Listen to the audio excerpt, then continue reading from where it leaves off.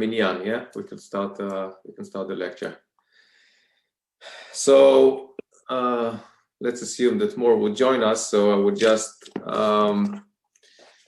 go over the last part of the last lecture, and then we'll flow into some new interesting stuff. So last time what we want to do is ask what would be the autocorrelation matrix. Just to remind you, we are dealing with signals, and the signals we denoted by either vector signals or some continuous ones, which were a result of a random process. Okay, so something is known about these signals, and we assume that the average, that the expectation of the signal is zero. I mean, if you look at the average signal, it would be the flat or the zeros along for all the entries. And what we wanted to explore is the second order statistics that we denoted as R, which was the autocorrelation matrix. Okay, so R of omega, or R of psi of omega, was our second order statistics. And the question that we dealt with in the end of the last lecture is what happens when you feed such a process into a system that looks like that. Okay, so I have my system. This is my good old system that is denoted by calligraphic H. And the question is, what would be the statistics of the output of the system? Okay, so this is how it is defined. The statistics, I mean, the output signal is nothing but application of my system for the input signal. And just to remind you, we know that this is how the whole idea is defined. I mean, this is, let me move here. This is the definition of how a system is working on the input signal. So we integrate from minus infinity to plus infinity of the impulse response, if you like, or the characteristics of the system that multiplies each and every point in the signal. So this is the a more general setting for the convolution, if you like. I mean, it becomes a convolution if H would be linear shift invariant, in which case it would no longer be T and Xi, but rather, as we see over here, it would be T minus Xi. Okay, and then it is the definition of a convolution. So this is what the system is doing to the input signal, and the question is, what would be the statistics of the output signal? Okay, so this is our question. This is our focus right now. In the next lecture, we will see that in order to represent signals using the autocorrelation, we can have a really nice way of going back to basics and asking what would be my signal. Okay, what would be a good estimation of my signal if I'm allowed to represent it by a finite set of coefficients. Okay, so I'm looking for a basis, beta I, and I'm looking for the right alpha i's. Assume that this is.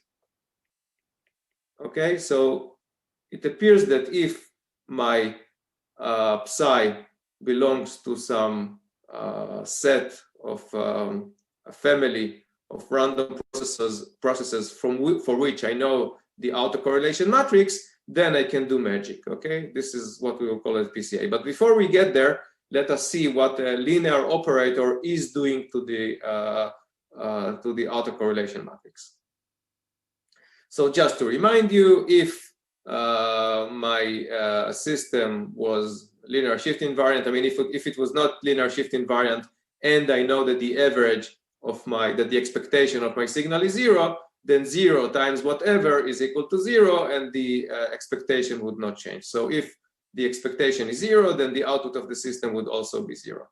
Now, what about the autocorrelation? The autocorrelation, we just plug in the definition of an autocorrelation, and then the expectation operator is, since it's a linear operator, I can push it inside the integration, and it is working on my signals.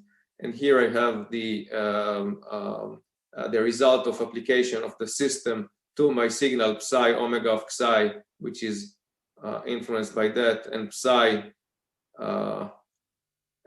omega of mu, which is processed by that. So the autocorrelation of the output signal is equal to, I mean, this would be by just the definition of this one, it would be the autocorrelation of the input signal for which we apply the system. Okay, so the system is applied once, is applied twice. Why? Because this is the autocorrelation.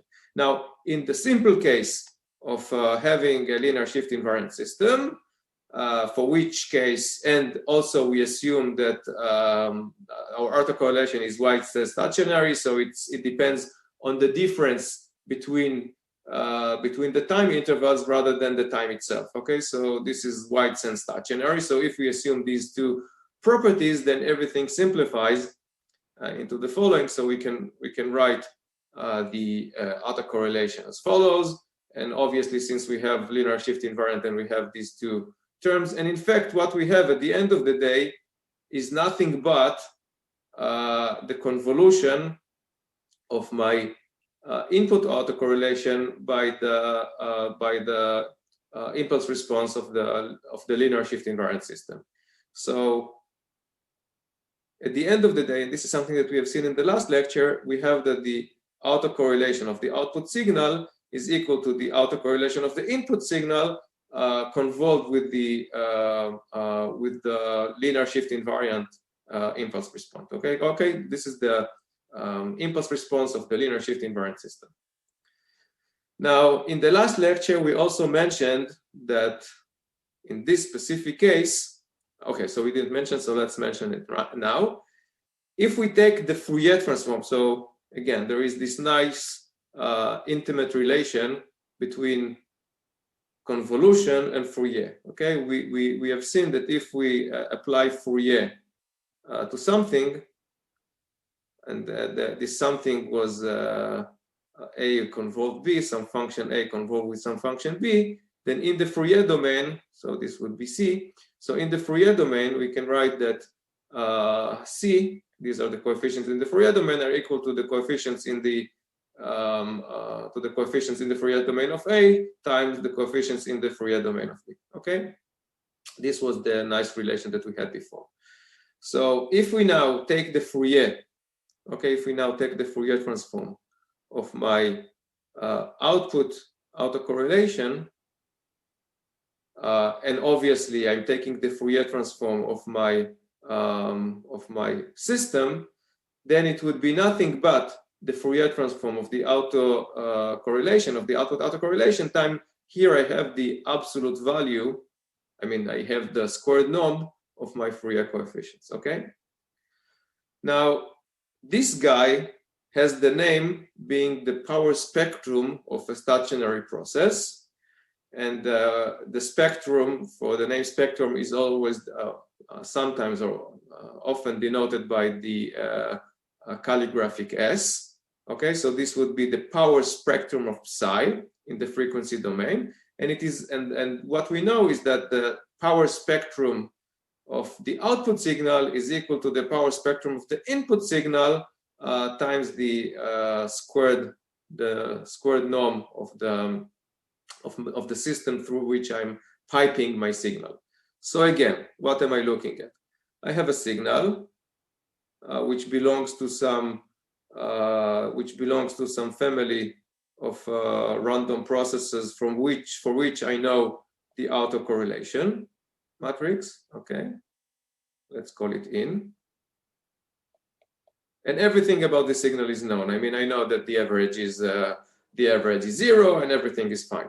And now I'm piping it, I'm pushing it into a linear shift invariant system, for which I know how the operator looks like. So it's either capital H or the impulse response is given by small h. So capital H of f is the Fourier transform of my H LSI. And then I have my psi out that I can also relate to some random process, because if I'm piping in a random process, then the output could be thought of as also belonging to a random process.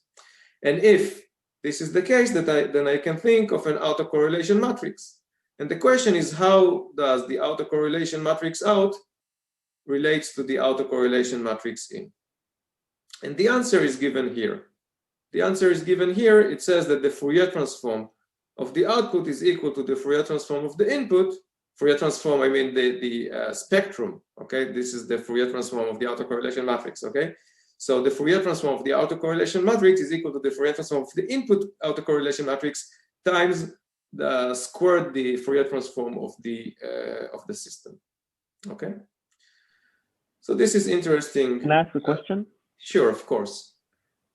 When you multiply h of f with the h conjugate of f, isn't it a matrix? Like if it was upside down the direction, here, so it would be the norm, isn't it? Here everything is continuous, okay? So here I'm dealing with the continuous. Okay, so conjugate has a conjugate meaning of a pairwise conjugate, okay? In a moment, was it Oren who asked the question?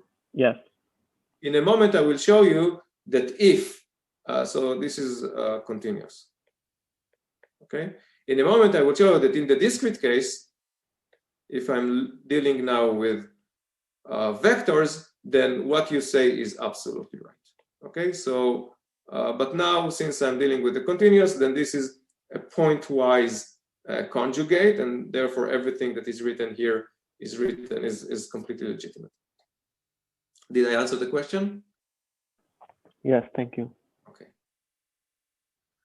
So, going back to Oren's question, now let us look at the vector. Okay, so now we are no longer dealing with psi omega of t, but rather with the vector psi bar. Okay, so now this is a vector, and the vector has n components. Okay. And now the H would be a matrix rather than a general operator, and in fact we write it like that.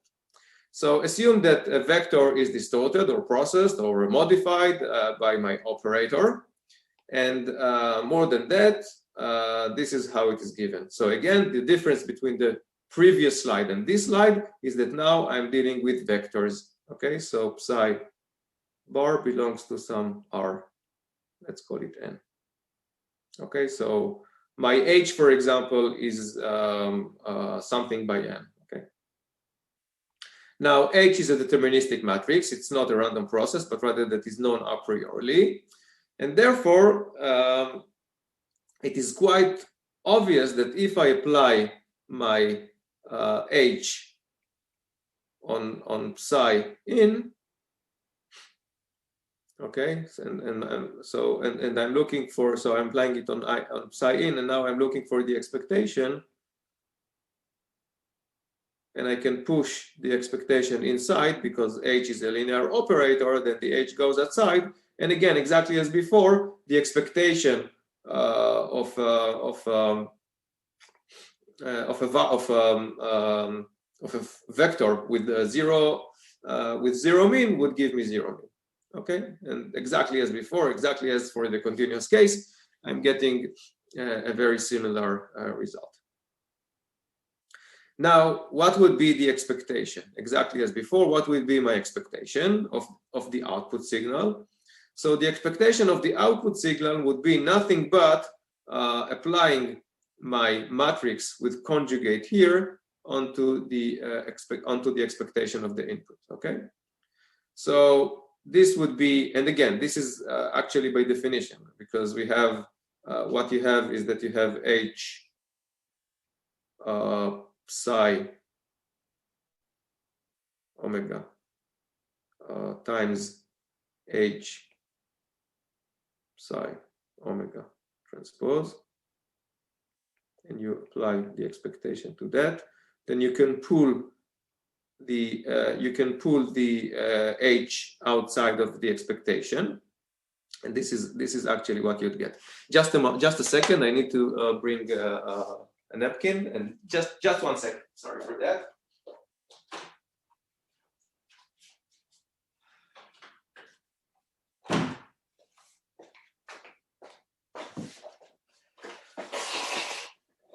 Okay, sorry for that.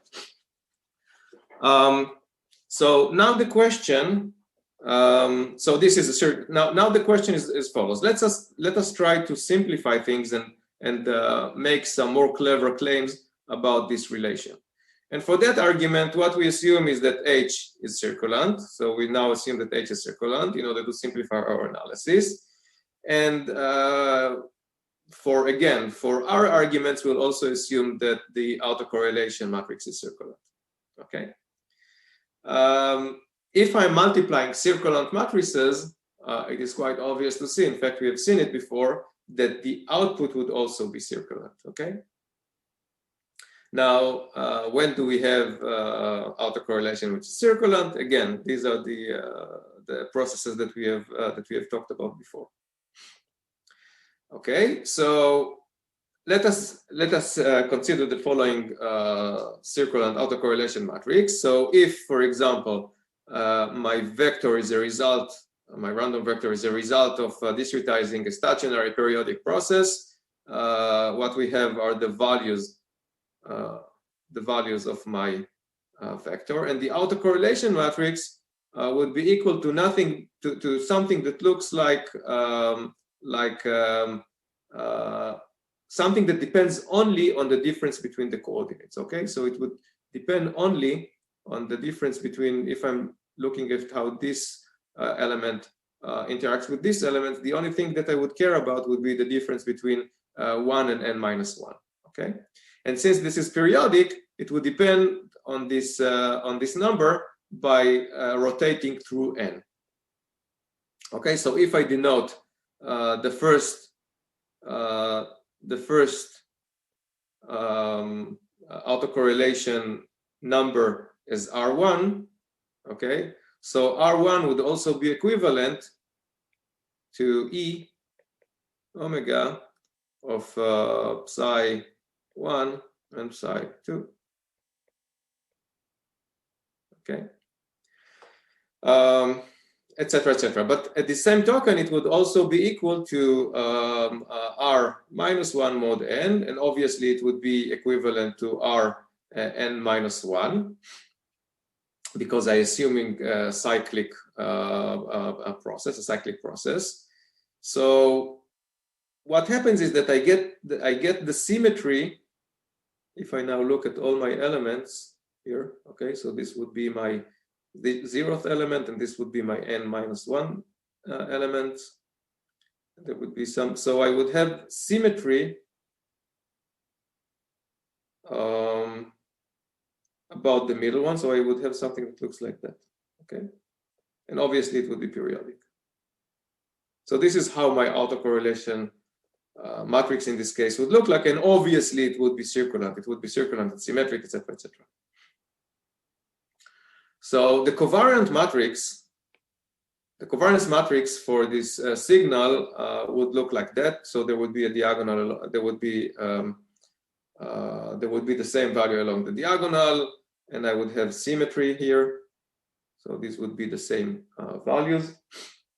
And if you think about it, what we got at the end of the day is a circular matrix, which is also symmetric. Okay. In this specific, very specific case, and again, you will not be so lucky to get autocorrelation matrices which are indeed circular. But if something like that happens, then what we get as before is that I have my R of the input that is multiplied with H on both sides. This would be true anyway, which is a product of toplet circulant matrices, and therefore it is also circulant. Now, if psi is only symmetric, so if I toplet, so I reduce the circulant property, then the output should not be circulant. Okay. So again, what happens here is that I can, if this is circulant, then I can use the U, the DFT matrix, in order to represent my linear shift invariant system. And since my autocorrelation matrix is circulant, I can express the input signal in the same Fourier basis, and the output would be multiplication of the eigenvalues of the system with the eigenvalues of the system. I mean the eigenvalues, since the discrete Fourier transform diagonalizes it by the eigenvalues of the autocorrelation matrix. Okay, and as we have seen before, this is something that we can compute in order of n, because all we have to do, remember, we have our h1, h2 coefficients that we multiply by my autocorrelation matrix. Let's call the eigenvalues lambda 1, lambda 2. Okay, and I have the conjugate here, so I have h1 conjugate. And these two, I mean, multiplying these matrices, if the matrix is n by n, since the only thing I have to do is multiply the diagonals, is nothing but order of n. Okay, and we already know that the Fourier can be computed in, I mean, the Fourier transform multiplying by the Fourier matrix can be done in n log n.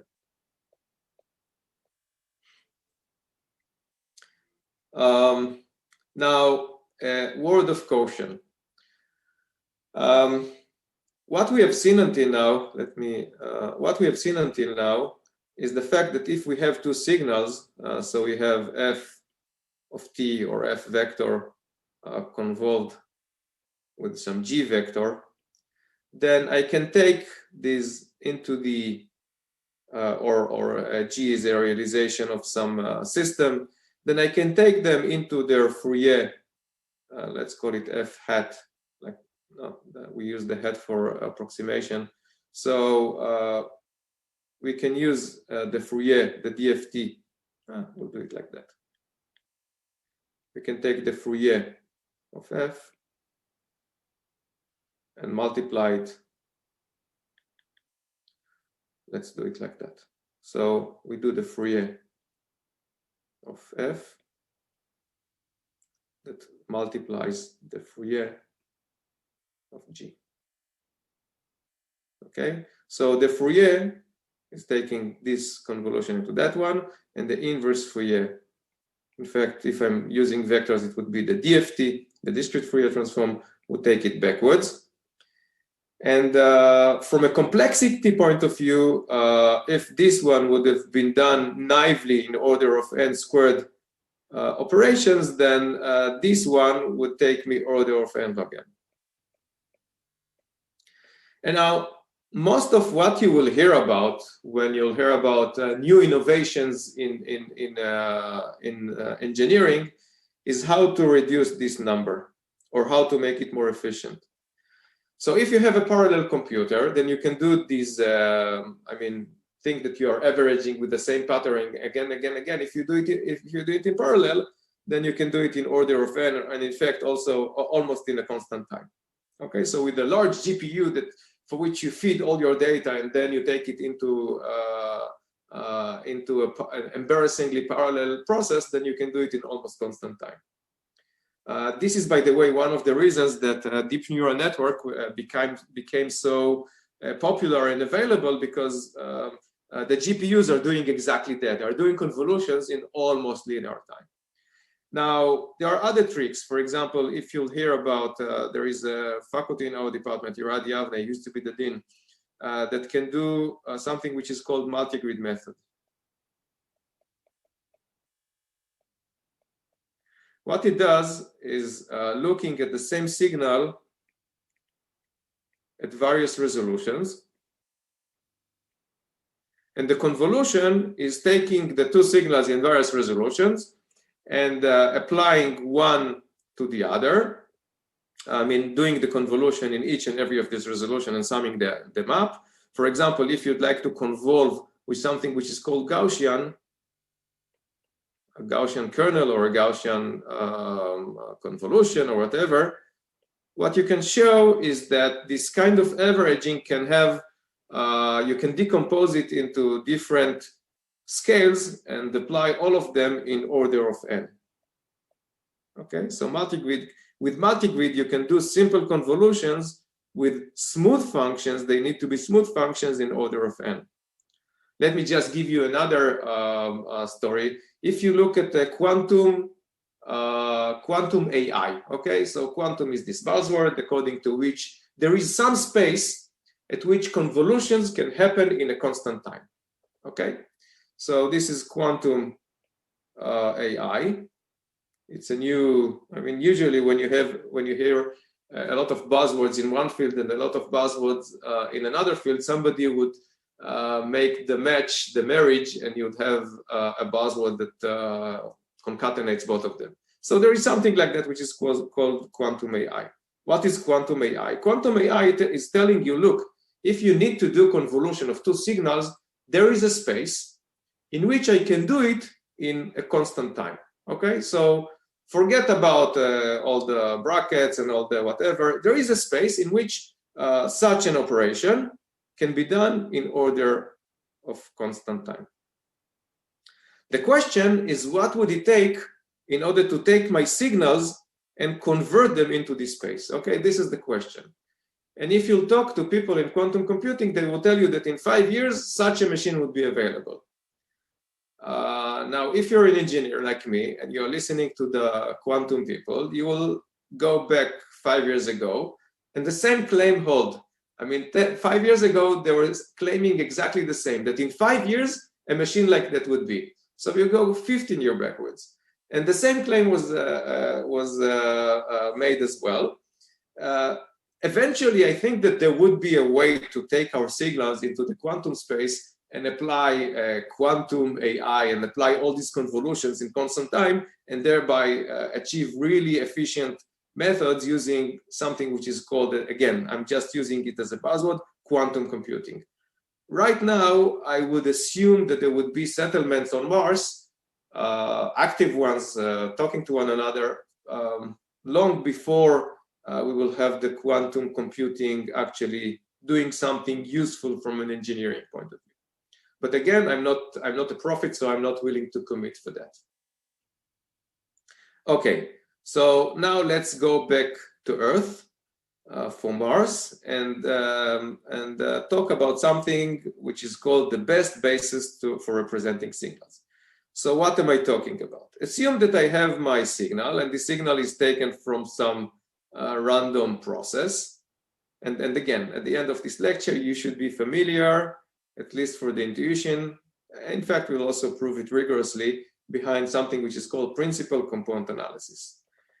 So again, we have our signals, okay, and assume that our signals are taken from some random process. We'll do it in the continuous, and then we'll do it in the discrete case as well. And we know that the average of these signals as before is 0. Okay, this would be the 0 signal. Okay, it would be the 0 as a function of t. Let's write it as a 0. Okay, so. And we also know what is the autocorrelation matrix. So somebody nice is giving me the autocorrelation matrix. And the question is, what would I do in order to be able to represent psi, which is taken from this family of functions?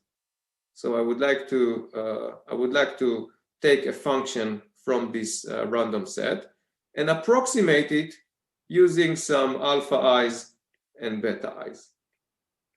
Okay, so what would be the optimal functions by which I can represent my a given function from this family?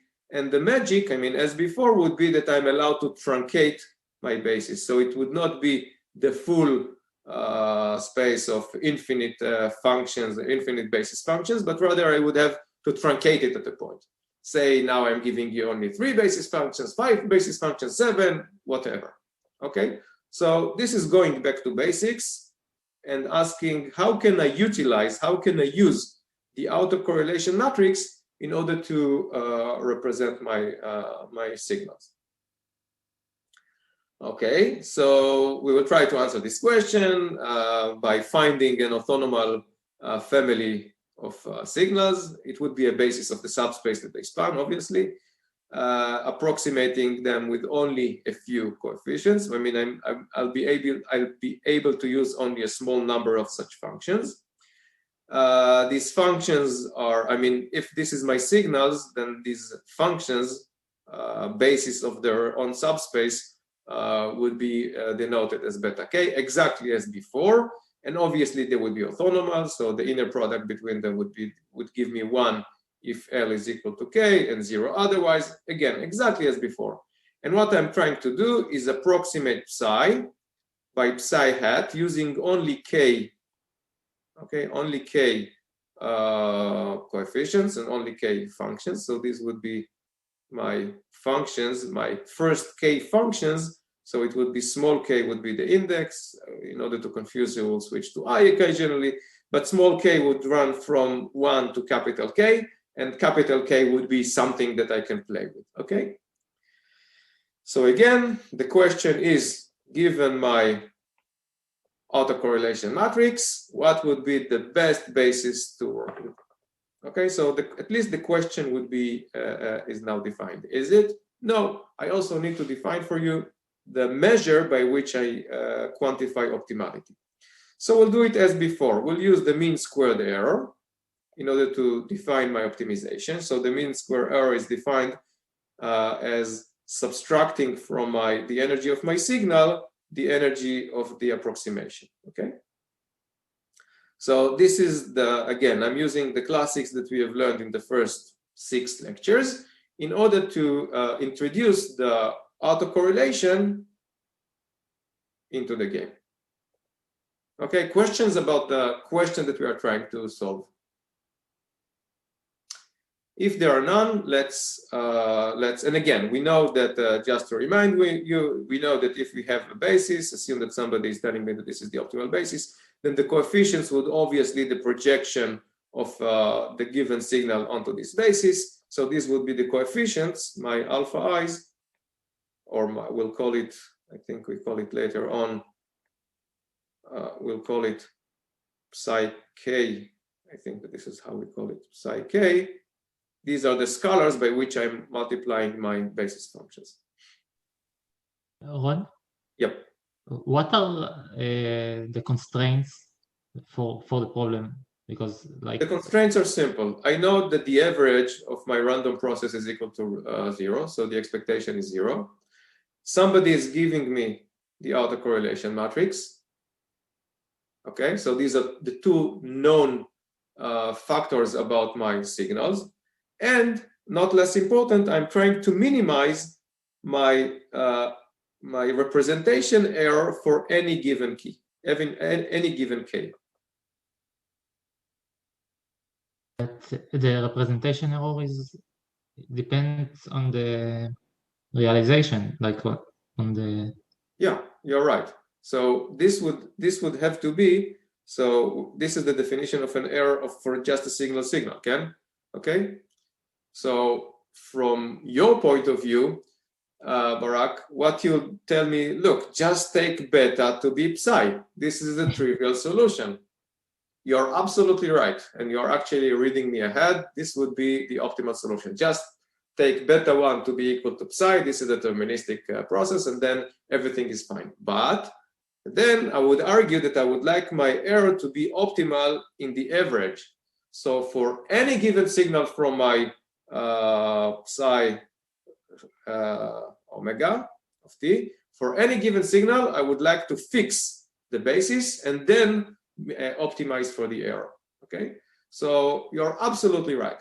If this is what is written, if my problem is what is written here, then just trivially take beta 1 to be psi, and you're done. You'll get 0 error, and everybody would be really happy. Let's do that. Okay, so the rate decreases as a function of k, and we named it before. We called it a distortion versus the number of samples of the curve. Just to remind you, these were our nice curves, where at one axis we plotted k, the other one was the error, and we got a decreasing rate of the error.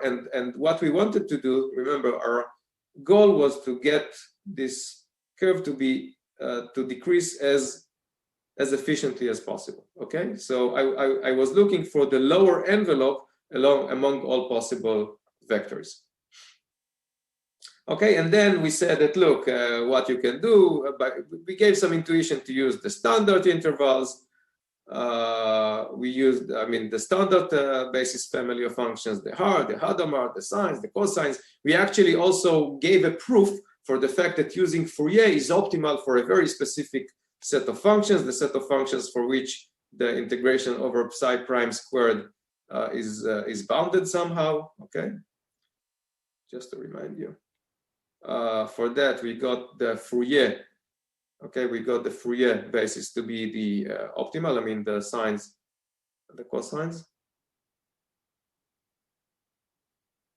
Okay, we got them to be the optimal set of functions by which I can represent my signal. And now I'm telling you, look, you no longer have that, but you have something which is much more powerful. You have some autocorrelation of your signal, okay?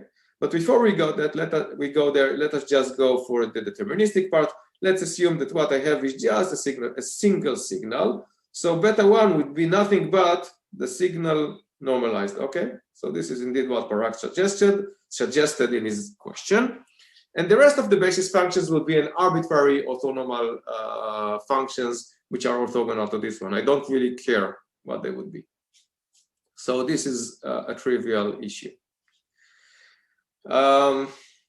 With this family, what happens is that obviously what I have is that when I project my signal onto beta 1, the rest of the projections would be 0, okay? And obviously what I would get at the end of the day is nothing but beta 1. What is written here is just a complicated way of showing that if I choose beta 1 of t to be psi of t divided by square root of psi of t, and I'm deliberately writing this is the square root of the norm, then obviously projecting psi into beta and representing it by beta would give me nothing but the signal itself, okay? So again, if I have a vector and I have a basis for which the first vector would be aligned with my vector, so the purple would be my psi and the blue would be my beta, then it doesn't really matter how I choose the rest of my vectors. Projecting onto the first beta would just give me back the signal itself. So again, for k, the error becomes 0, obviously, and psi t is perfectly represented by my first beta, okay? In reality, we never have a function that can be, I cannot read the future. So if I'm doing any interesting stuff, I need to deal with more interesting phenomena. Okay, so let's go into the more interesting stuff. Okay, so now we are going back to our realization of a random process. So now I no longer have my deterministic signal, but rather a signal which is being drawn, which is being a realization from some random process. Okay. So in the stochastic process, in the continuous case, we write it like that. In the discrete case, we'll write it like that. We assume, without loss of generality, that we are considering zero mean. So the expectation of that guy is equal to 0, and the expectation of that guy is equal to a vector which is equal to 0. And somebody is giving me the covariance matrix. Okay, some good guy is giving me the covariance matrix that we are denoting as such. Okay, and now we ask again the same question. What would be the set of functions? In the continuous case, they could be infinite. In the finite case, they could be n if the size of my vector is n, because I cannot span it by more than n vectors. And what I would like to do is consider the average mean squared error of the k-term approximation. Okay, so this would be my k-term approximation. Okay, and it would be a realization of taking my random process and projecting it onto my my beta functions. Okay, so what do we need to evaluate? We need to evaluate basically the error of representing psi, which is by psi hat of capital K. Okay, capital K. So we'll try to evaluate that. Okay, and if we have T here, and we'll try to minimize that where the argument would be my betas. And we'll try to minimize it for any K. For any capital K. Let me show you that this is indeed what we are going to do. So again, what is the expectation of the error? The expectation of the error would be nothing but subtracting from the energy of the error the projection of my signal onto the basis functions. And here I'm allowed to plug the random process, because in a moment what would happen is that I would push the expectation operator inside this game. And what would happen at the end of the day is that, let me show you, let me go through the steps here. So when I push the expectation into the first term, what I would get is that I'm getting the autocorrelation along the diagonal. Okay, so this would be basically the set of values along the diagonal of my autocorrelation matrix. And in fact, I'm integrating over this number. Okay, but this is a fixed number. I mean, once the random process is given, this is a number that I can compute. The interesting part is the second one, is this guy. What is going on with the other guy? I'm also pushing my expectation inside this double integration. And when I do that, the first part would be nothing but my autocorrelation matrix. And this autocorrelation matrix is multiplied by my two vectors that I've chosen. Okay, so I'm integrating, or in fact doing the inner product of the autocorrelation matrix by my selection of basis functions. Okay, now in order to remember, we would like to, at the end of the day, we would like to minimize the error with respect to my set of betas. I mean, I'm looking for a way to find the optimal betas. Minimizing this guy, assuming that this guy is fixed, means maximizing this guy. Okay, so what I need to do is maximize the second term. And look at the second term. It is really interesting. The argument would be my betas. This would be my unknowns, and the input would be my autocorrelation matrix. So as a function of the autocorrelation matrix, I'm searching for the optimal basis to represent my signals. Okay? If this is clear, you understand what PCA is. Okay, so principal component analysis is the problem of maximizing the integration, the inner product, if you will, of the autocorrelate, the inner product, if you will, of the autocorrelation matrix with my basis. Okay, and I need to, and it should be done for every selection of capital K. And if we do that properly, what you would see, let me give you a look ahead, you would see that these vectors that we are looking at would be nothing but the eigenvectors or the eigenfunctions of the autocorrelation matrix, where we pick them according to the corresponding eigenvalues, small or large, but I order the eigenvalues, and then I pick the corresponding eigenvectors one after the other. Okay?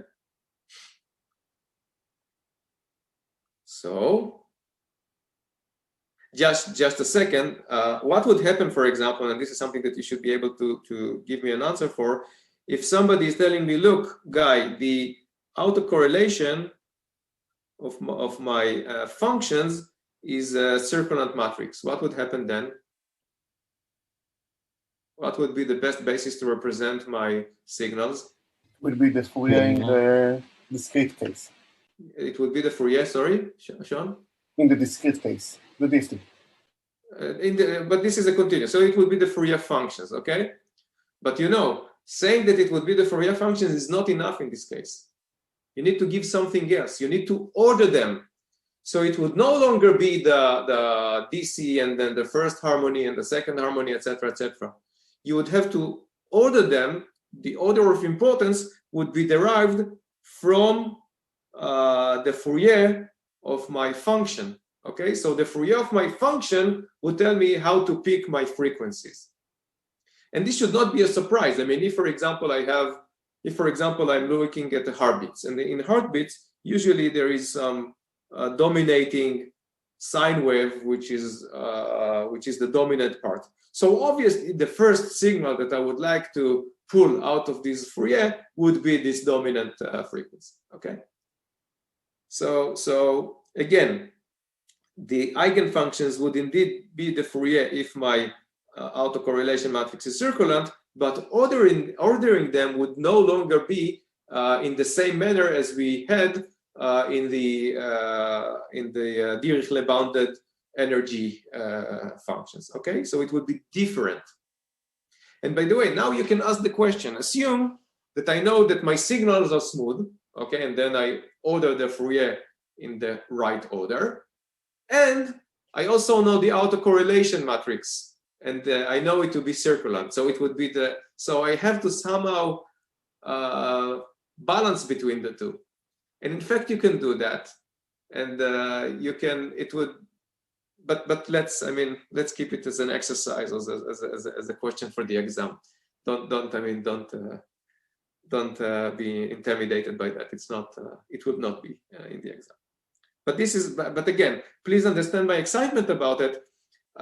There is a really intimate and nice relation between how we worked for the Dirichlet bounded energy ones and the ones for which we know the autocorrelation matrix.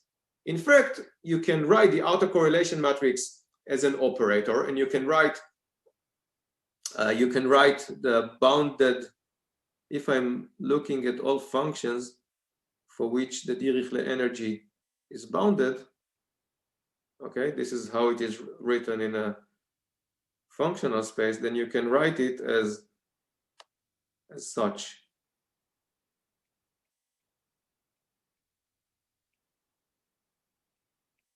Okay, and this is nothing but the Laplacian, and the Laplacian can be diagonalized, and then we know what we do.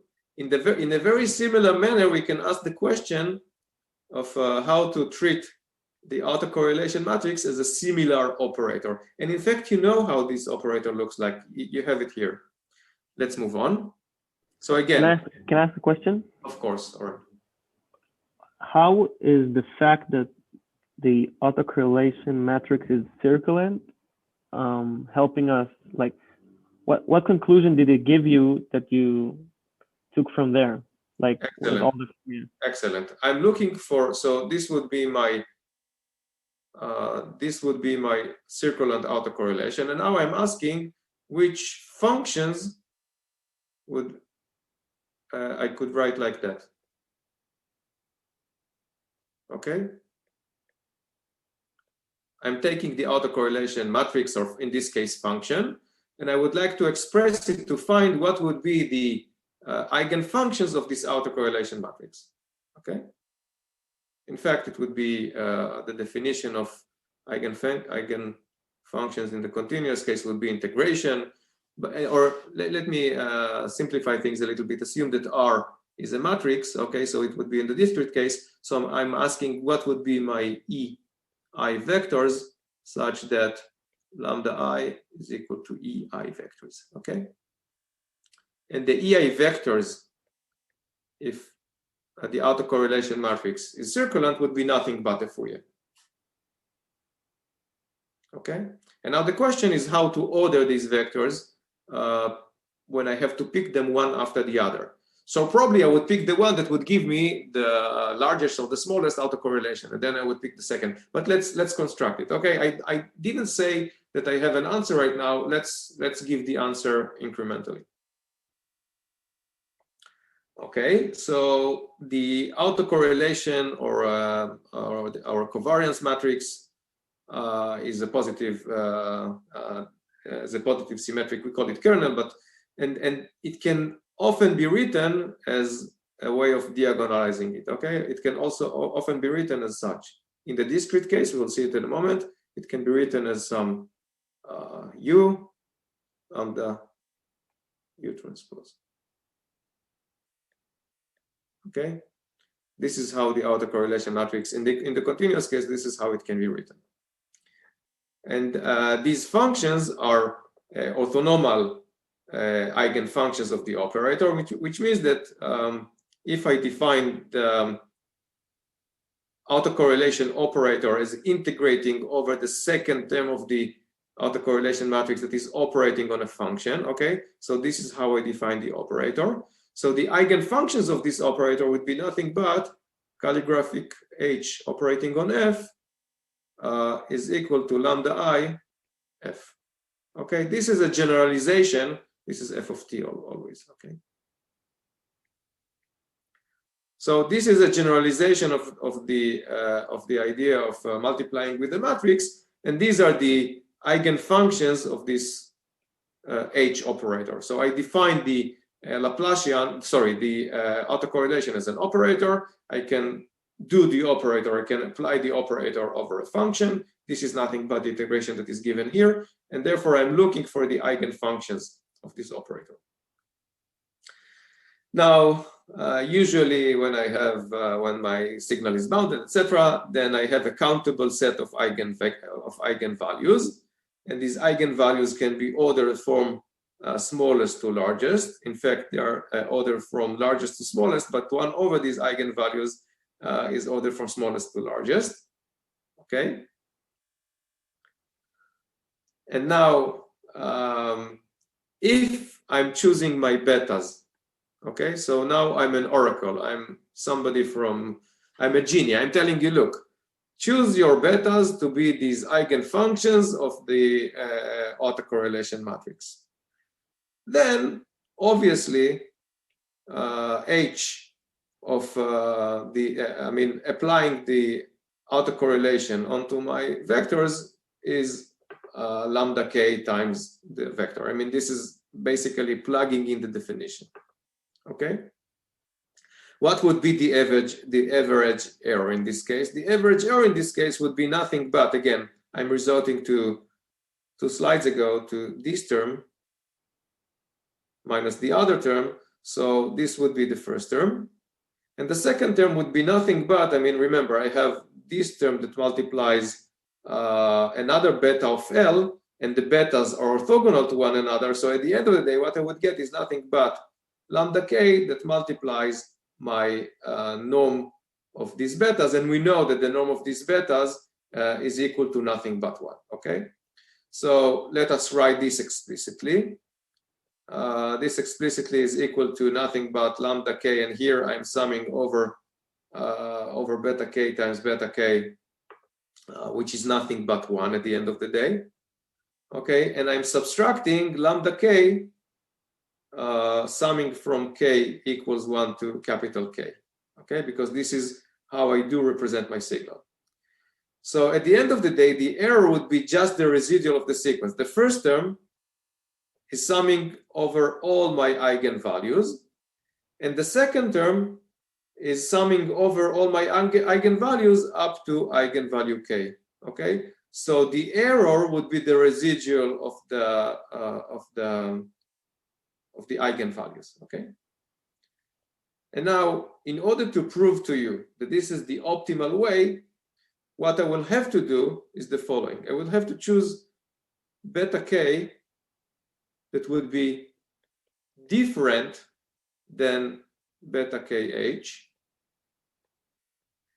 and plug it into the second term, and prove to you that in that case, this term would be smaller than that term. Why? Why? Because this term captures most of the energy after capital K coefficients. Okay, so this is what I would have to do in order to prove that selecting my beta such that my beta k such that they are the eigenfunctions of the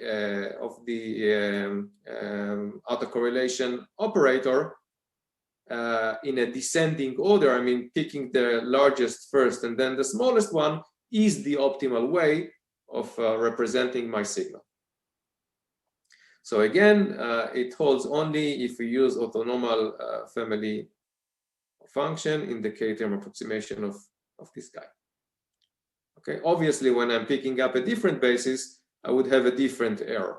And my goal now is to prove to you that if I'm choosing a different basis, I would have a different error, and the error would only increase. Okay.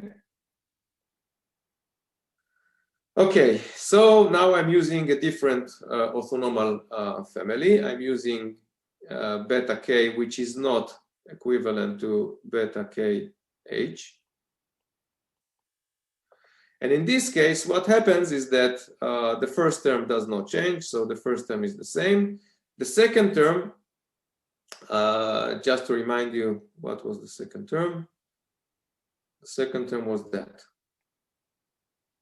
Okay, it was psi omega of psi, psi omega of eta, and then the multiplication with the basis functions. So now what happens is that I am allowed to represent my signal, my psi, in fact, my R of psi in this basis. Okay, so this is the definition of R of psi represented in the optimal, not the optimal, in its eigenspace. And here I'm using the other basis that I'm using in order to compute the error. So again, it boils down at the end of the day to the same sum over all the eigenvalues of the autocorrelation matrix, minus, and here I have a more complicated term to deal with. Okay, here I have basically the inner product between my basis, my new basis, and the eigenfunctions of my autocorrelation matrix. And again, what we would like to show is that this term,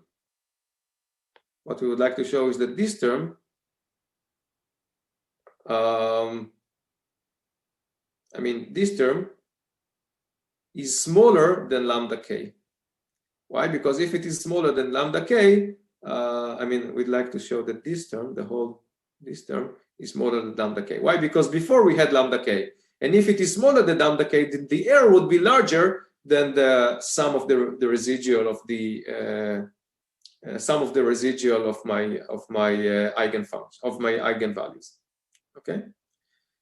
So if I can prove that, okay, if I can prove this condition,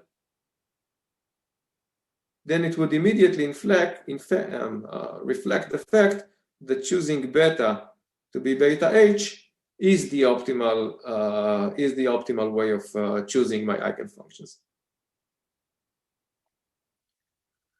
Okay. Questions until now? Now, let me just give you an intuition of why this is true. You can think of the unit sphere of all possible betas along the origin, okay? And assume that my beta h is that, okay? And my beta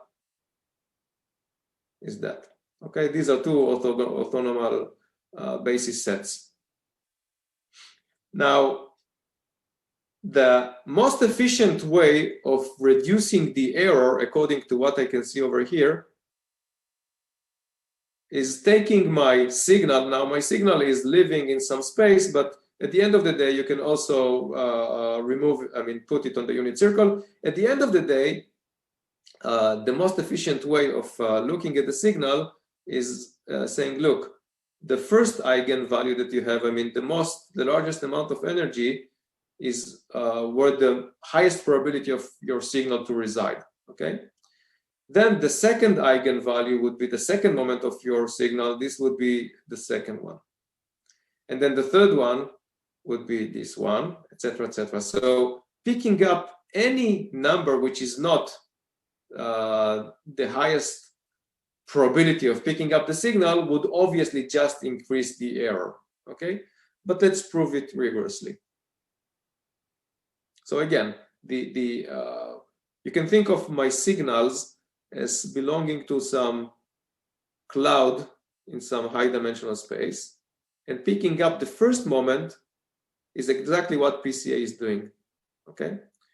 And why is it picking up the first moment? Because the projection of the signal onto the first moment would be the best way of representing the signal. Then I'm looking at the second order, at the second moment, okay? So this would be beta H1.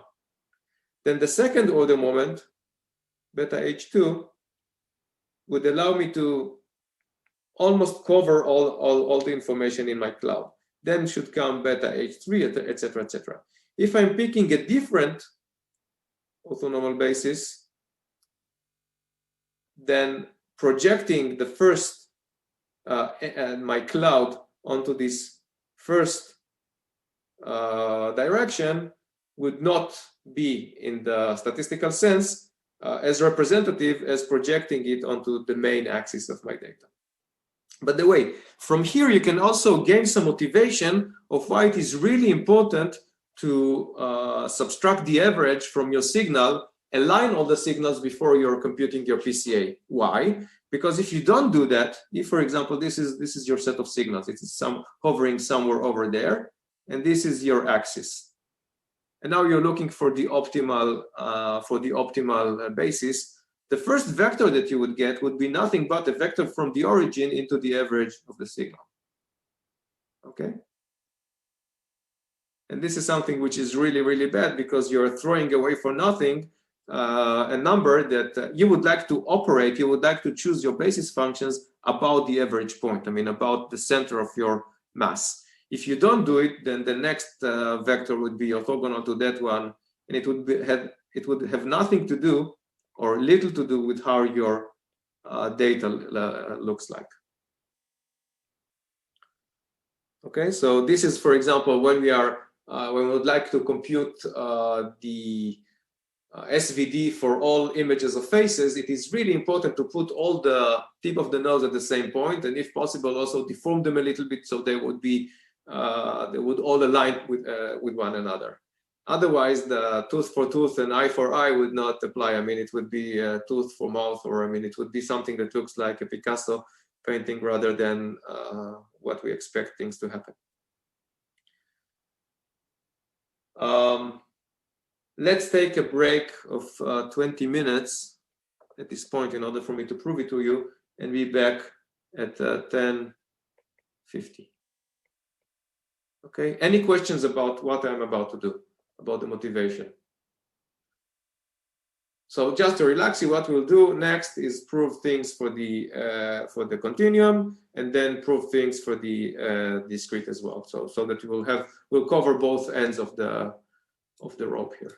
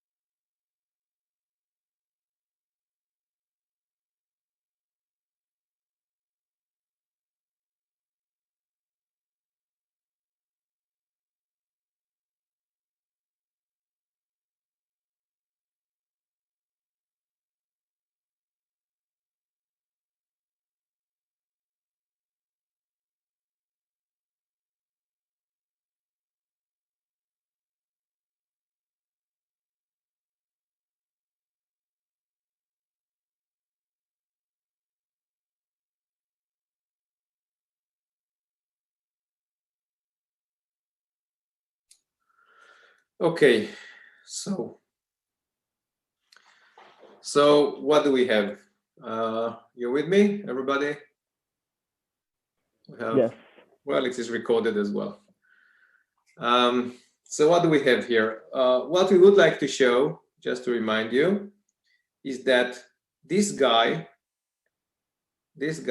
is smaller than the sum over than lambda k. Okay, this is what I need to show you. Now remember that lambda k is a set of numbers which are monotonically decreasing. Okay, so we just lambda k is a set of numbers that monotonically decreasing. Okay. Assume that I would like to give you and I'm trying to argue that what is written here is nothing but an affine combination, a linear combination with positive weights that sum up to 1 of these lambda L's. Okay, so here I would have lambda k plus 1, and here I would have lambda k plus 2, etc., etc. Or actually, for that argument, from 0 to infinity. And my claim is that what I have here is nothing but a linear convex combination or affine combination of these numbers. And if I would like to have a maximum, then I need to put all my weights on the largest lambda. If I distribute my weights over the smaller lambdas, then the average, again, remember that I think about this part as alpha i's. Okay, so I have these as alpha L's, and I multiply my lambdas by these alphas, and the thing that I know is that the sum over my alphas is equal to 1. In a moment, we'll show that. Now, what happens is that I would weigh this guy, that guy, each one by a different alpha, where all alphas are summed up to 1. And the question is, how can I get the maximum out of these averages? Okay, so think about alpha, the vector alpha multiplying the vector lambdas. And the vector lambdas is ordered from largest to the smallest. And what I have is that the magnitude of alpha is equal to 1. So it is obvious, at least by waving hands, that the best way I can do is choose the first one, is use alpha equal to 1, 0, 0, 0. Otherwise, I will fail to do my job properly. But let's prove it, okay? Let's do it properly. So, first of all, I would argue that you can represent each and every beta by projecting onto the eigenfunctions of the autocorrelation matrix. Okay, since the autocorrelation matrix is a basis, I can project my any element of my other basis onto this basis and represent it properly. And we also assume that my basis is indeed, if I take all the elements of this basis, is indeed something that is spanning all integrable functions. Okay, that all my psi's that I can with bounded energy between 0 and 1. And I also assume that my beta k's are also integrable autonomous functions, because this is how I constructed them to be.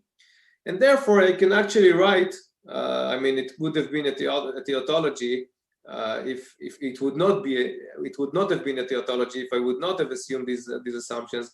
But if these assumptions hold, then what I can actually show is that multiplying lambda L by this integration is nothing but multiplying lambda L by the inner product between all these between these bases. Okay, so I'm taking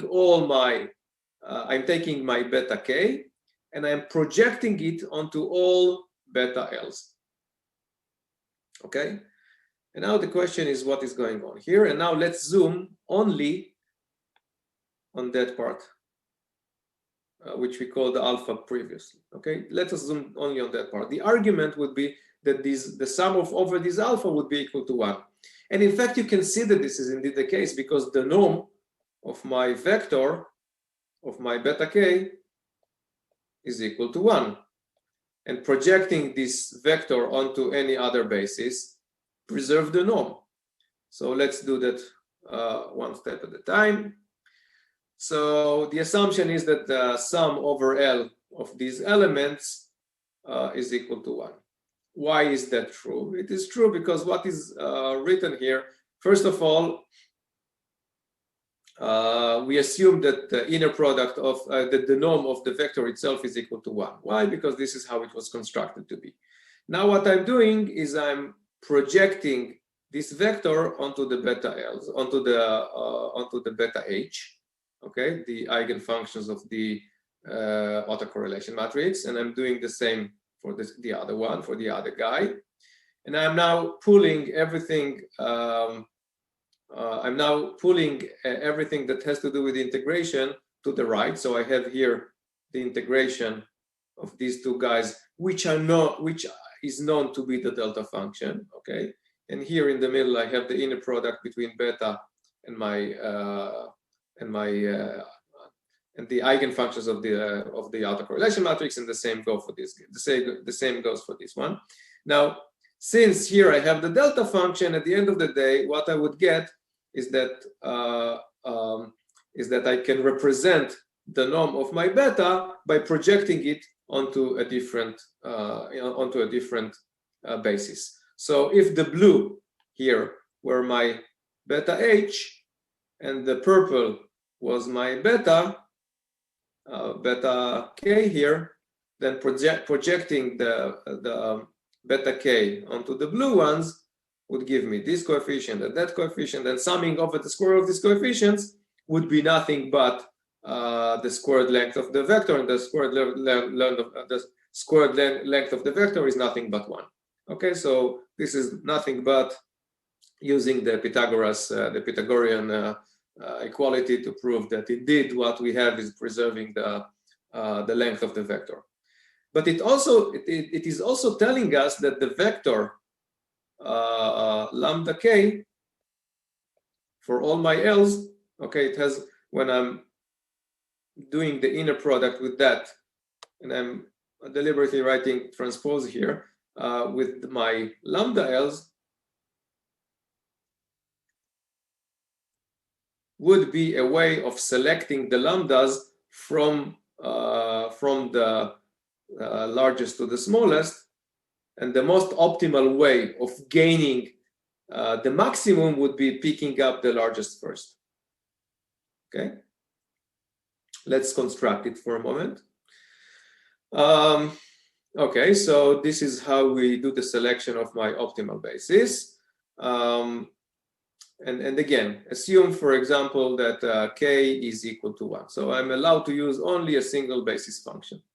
And now what we would like is to maximize the inner product between lambda and my alphas. But now alpha is only a single number. Then obviously, since I know that the sum of the alphas is 1, and the lambdas are ordered in a non-increasing order from large to small, then the greedy would be the optimal way. I mean, setting the first alpha to be 1 and the rest to be 0, which is picking up lambda 1 and subtracting it from the air, would be the optimal selection. Okay, so alpha 1 1 should be nothing but the inner product between my new basis and the basis of the autocorrelation, the first element of the autocorrelation matrix. And it should be, I'm telling you that it should be equal to 1. If this is the case, and I know that the norm of the first one is 1, and I know that the norm of the second one is 1, then by definition, it means that the first vector that I have to select would be nothing but the first vector of the autocorrelation matrix. Okay, or the first function of the autocorrelation matrix. So this would be the first selection. And now we can actually push this idea recursively. Now, what happens when k is equal to 2? Remember that we have already selected the first one. So what happens when n is equal to 2? Then we need to select beta 2. And again, we have that the sum of the inner product is a sum with alpha i's. And we know that now, let me say something. We know that beta 2 would now be orthogonal to the first beta that I've selected, okay? Now, because this is how we construct them. And we already know that the first beta would be H, okay? Would be the first eigenfunctions of the autocorrelation matrix. So now we know that the first alpha would be equal to 0, okay? Because this is the inner product between the second vector and the first one. So the optimization that we have to solve now is selecting alpha to sum up, that would sum up to 1, such that it would maximize this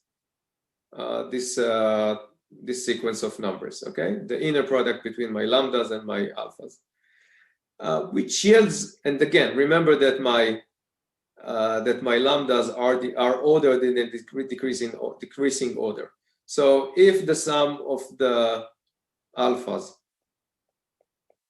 is equal to 1, and I have to multiply them by the gammas, which are a decreasing order, the greedy algorithm again would prove itself to be the optimal one. So it means that selecting lambda 2, which means that selecting alpha 2 to be 1 in this case, would be selecting the second eigenfunction to be equivalent to the second eigenfunction of the autocorrelation matrix. And again, we can pull this trick forever, I mean for any k. And what we got, let me see, so what we got is basically that the eigenfunctions of the autocorrelation matrix is indeed the optimal basis for progressive approximation of my random process by a finite set of basis functions, okay? In terms of MSE, of the expectation of the MSE. So it would not be MSE, but rather the expectation of the MSE. In other words, if we have our psi of omega, the process with 0 mean and autocorrelation, which is given to us like that, and if we can compute the decomposition, I mean, take this operator and somehow compute this decomposition, then we have a k optimal way for approximating my signal. It would be nothing but projecting the signal onto the leading eigenfunctions ordered by the corresponding eigenvalues. So there would be the best in a sense of achieving the k lowest expected MSE, okay? And in this case, we know exactly that the expectation of the error would be the residual of the sequence of eigenvalues, sorry. So this is called, these eigenfunctions are known as principal components.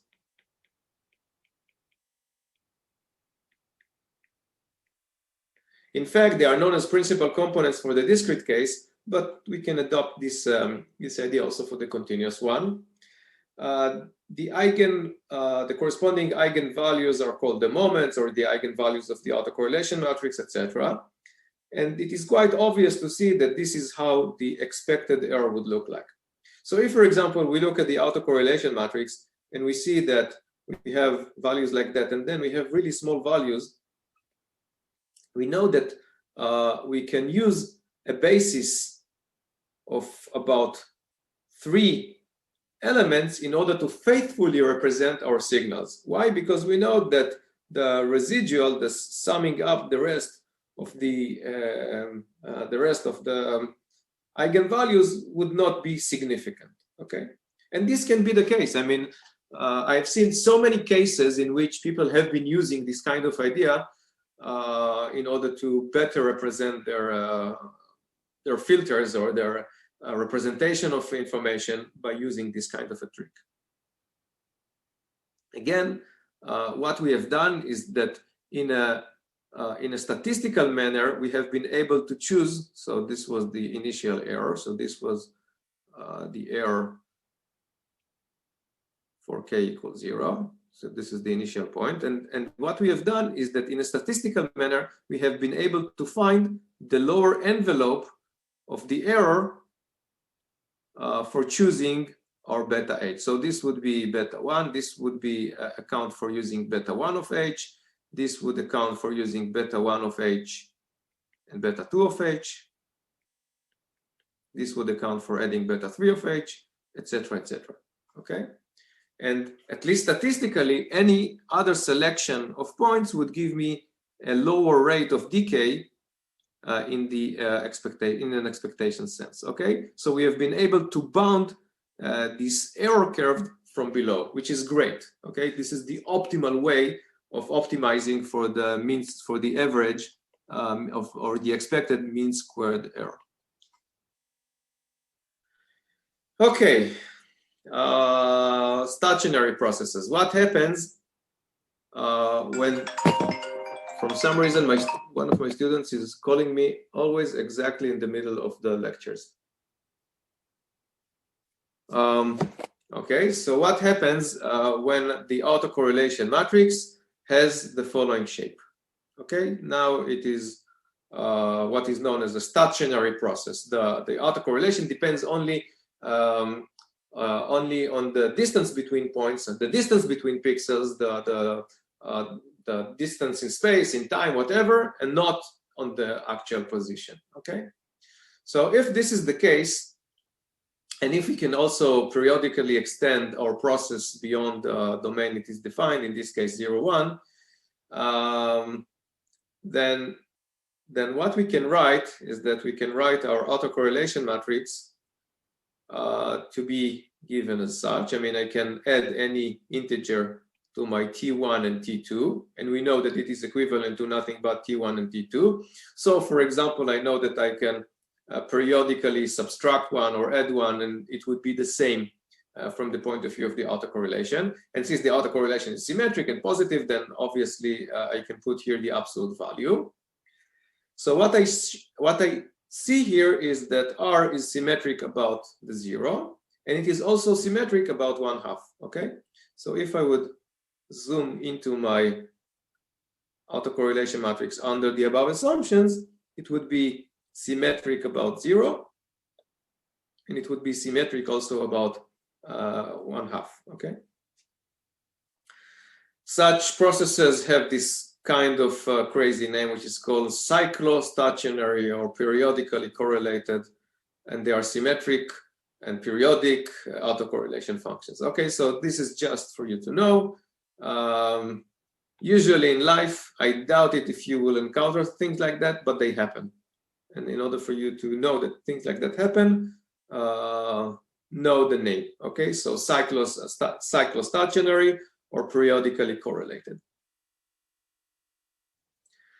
Okay, now if I have linear shift invariant operators, okay, the eigenfunctions, as we have seen before, are nothing but the signals, are nothing but the Fourier signals or the Fourier eigenfunction, the eigenfunctions of the circular matrices. And then in this specific case, this is an extension to the continuum of my cyclic, of my circulant matrix. So this is, in a sense, a circulant way of looking at the continuous signals. Then I can write it, the inner product can be written as what is written here as the integral on the left, and assume that it has a decomposition as being written here. Then for such signals, I have that beta k's are nothing but the Fourier signals, in which case I can write the Fourier decomposition. I can write my, doing the inner product between my autocorrelation and the Fourier would look like that. And at the end of the day, it would be nothing but these coefficients that would be the Fourier coefficients of my autocorrelation matrix. And each one is multiplied by the corresponding eigenfunction in this case, which is nothing but the Fourier function, the corresponding Fourier function. Okay, so I can represent my autocorrelation matrix as such. So again, these would be scalars. These guys would be scalars. Okay, these would be scalars, and for each k, it would be a different scalar. Okay, so if in this case, what we do is we choose beta to be the Fourier, and the eigenvalues are defined as such. Okay, so the eigenvalue for k would be this inner product. Okay, for any k in the reals. So this set of numbers is nothing but the Fourier representation of my autocorrelation matrix, of my autocorrelation function. Okay. Now, if you go into the lecture notes of Ready, please correct them, because what written here is right and what was written there is wrong. So assume that Sk are the indices of the harmonics corresponding to the k largest eigenvalues. So what is written here is that you cannot take your eigenfunctions and pick them as to the first one, and then the second one, and then the third one, etc., etc. What you need to see, that the order by which you need to select your beta h functions depends on the eigenvalues. Okay, so you pick the first k largest eigenvalues with corresponding eigenfunctions. That can be a mess. I mean, it shouldn't be just the smoothest first and then the less smooth. I mean, it's no longer a low pass filter, okay, or a band pass filter. And the k and the 2k plus 1 term approximation of my signal would be nothing but picking the k's that belong to the first largest ones and representing them using the corresponding Fourier functions. Okay, so this is the optimal way of representing this kind of, how did we call them, cyclostationary, or periodically correlated signals. Okay, so this would be the optimal way in a statistical manner of representing these signals. Okay. The ensemble average, or MSE, would be nothing but the residual of this idea, which is picking the Fourier coefficients of projecting R into my eigenfunctions and picking the corresponding Fourier eigenvalues or Fourier representation which have not been selected here. So again, it's not selecting k to be the first k and then the second k, etc., but rather selecting the frequencies according to the corresponding eigenvalues. And this is a really important observation. Okay, now let's repeat the whole exercise. So I hope that you got the idea. And now, for the sake of completeness, and because we have a little bit of time, let us repeat the whole exercise for discrete signals. So again, until now, what we had is psi omega of t. These were our signals. And now what I would do is relate to psi omega bar, where I would treat vectors of size 1 by n. Okay, so n would be the size of my vector. So now everything would be discrete. So if you felt uncomfortable before by defining R of eta and psi that is operating on some beta of psi, and this one would be equal to lambda I beta of psi, beta of eta. I mean, if you felt uncomfortable about that, so now everything would be, you should feel much more comfortable by the fact that we're now using discrete signals. Okay, so this would be my signal, and now I assume that the average of this, the statistical average of the signals is equal to 0. The expectation is equal to a vector of 0, so this would be a vector. Okay. and the autocorrelation matrix is given to me. Somebody has done the outer product of each signal with itself. Remember, the outer product, I don't know if you see it correctly, but the outer product is basically taking psi, which is a vector, and doing the outer product with the psi conjugate, okay, and doing it for all the psis. This is one way of approximating my autocorrelation matrix, summing over all my given psis, assuming that the random process is well sampled. I mean, is sampled according to the statistical distribution of events in this data. And again, what I would say is that now you need to look at the eigenvalues and order them from the largest to the smallest. And this is how you can express your matrix now. It would be U, and there should be some lambda along the diagonal, and there should be U transposed on the right. And now these betas would be the vectors in Rn or in the complex space that I'm looking for. So capital beta or boldface beta would be the set of all my bases, and it would obviously be a unitary matrix because each of them is assumed to be orthonormal to the other. So beta conjugate would be equal to beta conjugate beta, which would be nothing but the identity. So what we can do is we can write each and every psi or the random process psi as being multiplied by the identity, which means that I can write my random process as projected onto this beta space, okay? And I have to multiply by beta here. Okay, so this is a projection. What you see here on the right is a projection of my psi onto the beta space that I have chosen. And in fact, I think it should be capital N here if I've chosen all of them. Yeah, it should be capital N here. Now I need to, first time that I have to remember to correct that. If somebody could email me, I will do it afterwards. Okay, so we can represent our psi by the basis that we have chosen with coefficients that are equal to the projection of my psi onto the betas, which is nothing but beta transpose or beta conjugate times the vector itself. And therefore, the vector that I have, the data is well represented, is represented with zero error by projecting psi to my betas.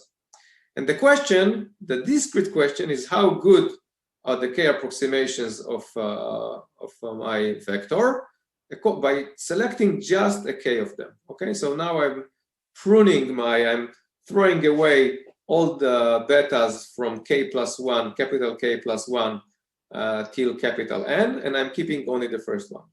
And the question as before, sorry for repeating, but I'm doing it for the sake of completeness and for the sake of covering the discrete case. The thing that is of interest to me is what would be the optimal set as well as order of betas that would give me the expectation, the smallest mean square error in an average sense. Okay. So exactly as before, and we wrote it so we can express it as is.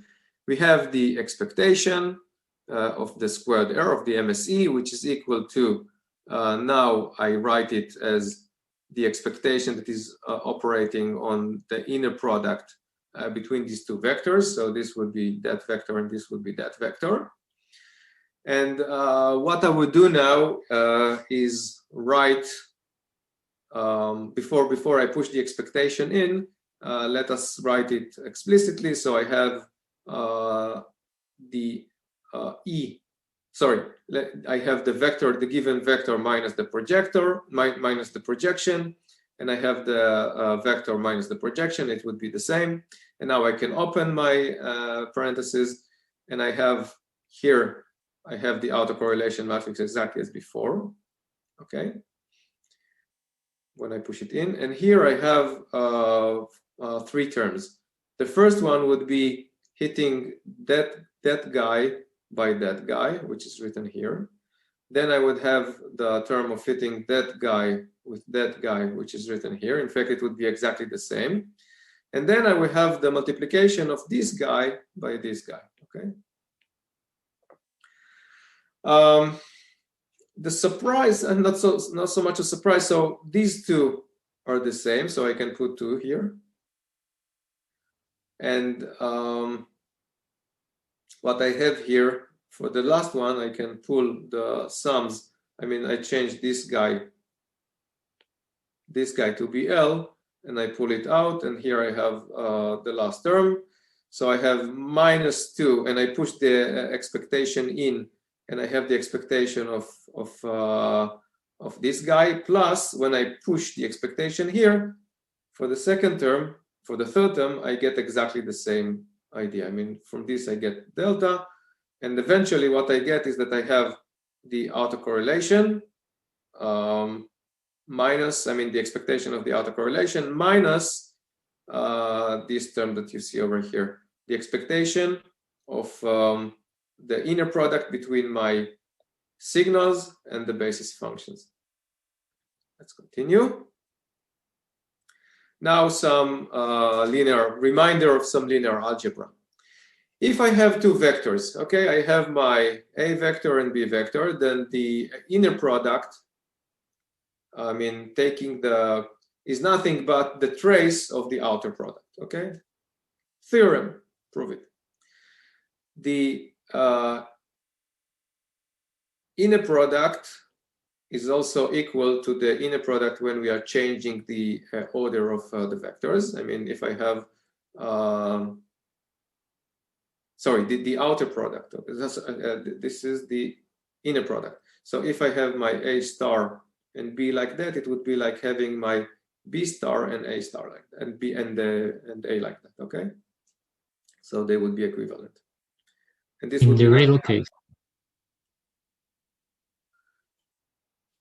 Are you right? I think that also in the complex case.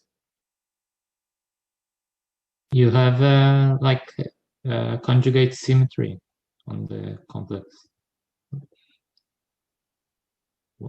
When you switch them, you get a conjugate.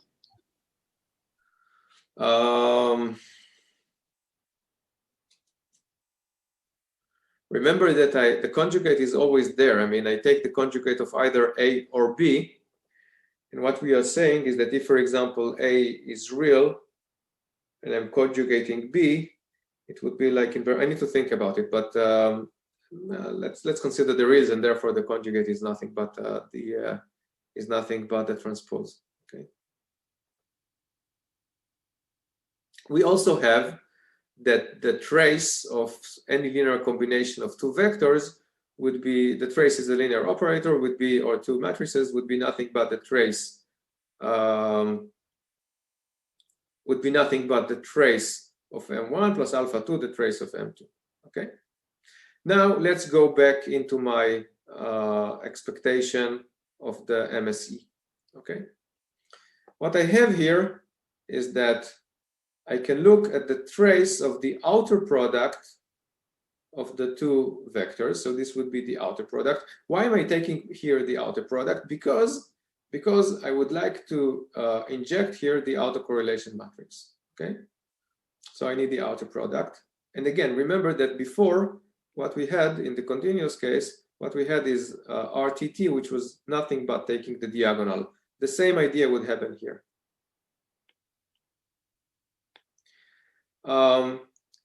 Then what I have is exactly as before. I have the expectation that is operating on this guy. So I have the trace. So this is a linear operator, so I can push the trace inside. So I have the trace that is operating on this outer product.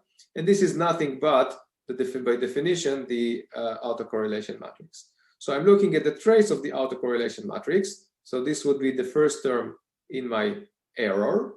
And the second term would be nothing but the this bilinear form, this of operating on the expectation with beta on the left and beta on the right.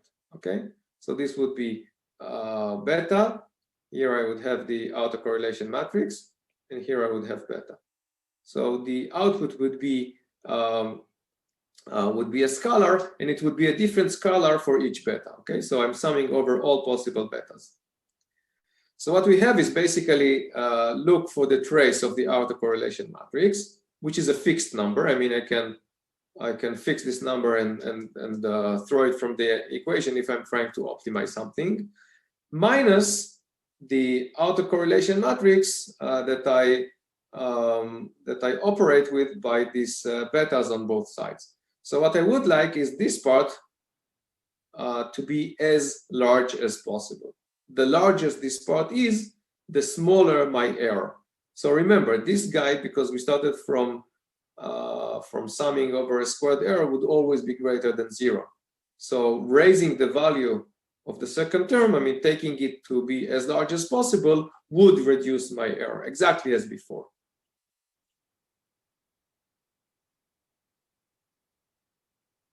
Probably what I need to write here, something like that. Agreed? Barak? Yeah. Validated? Okay. So now let's work with a trace of my autocorrelation matrix. I can decompose the autocorrelation matrix to a unitary matrix and a diagonal one. I can write it as such. I can pull the sum and the lambdas out of the trace. Okay, so I sum over the lambdas, and here I have a trace over inner product. Okay, over inner products between eigenvectors which are the same, which are 1. So what I get at the end of the day is that I have sum over the eigenvalues, okay, the corresponding eigenvalues. And it should not come as a surprise because we got exactly the same idea in the continuous case. Now, what about the second term? Okay, now let's zoom on the second term. The second term is the expected mean square error that depends on k. So this part is independent of capital K. The second one does depend on capital K. So the second one depends on capital K, as well as the basis that I've selected. Okay. So the selection of the basis should be optimal for every k, and it should minimize the expected MSE, which means maximize the second term. So to minimize the second term, what we need is to maximize this guy, okay, for any k, for every k that we are selecting, and this is the clever way of selecting my basis, okay. Again, assuming it is basis, assuming it is orthogonal.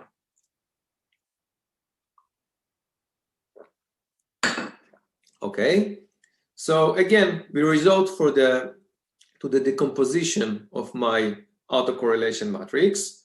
So I write my autocorrelation matrix as betas that multiplies my u lambda u conjugate. Okay, and I can, in fact, you can write it in vector form as follows. We basically sum over all the outer products bit of u with itself. Okay, so it would be lambda L of u with itself. Why? Because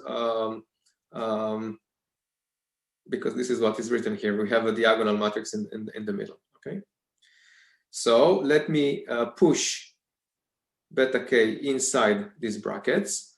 So at the end of the day, what we have is, from the left, we have u L that I do the inner product with beta k, and from the left I have beta k transpose that is being multiplied by ul. Okay, so in fact, what we have at the end of the day is the inner product of UL by beta K. And I'm confusing something. It should be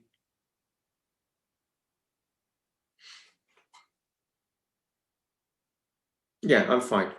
Okay, so this is the inner product, and this is the inner product, and this is what I'm getting at the end of the day. At least for the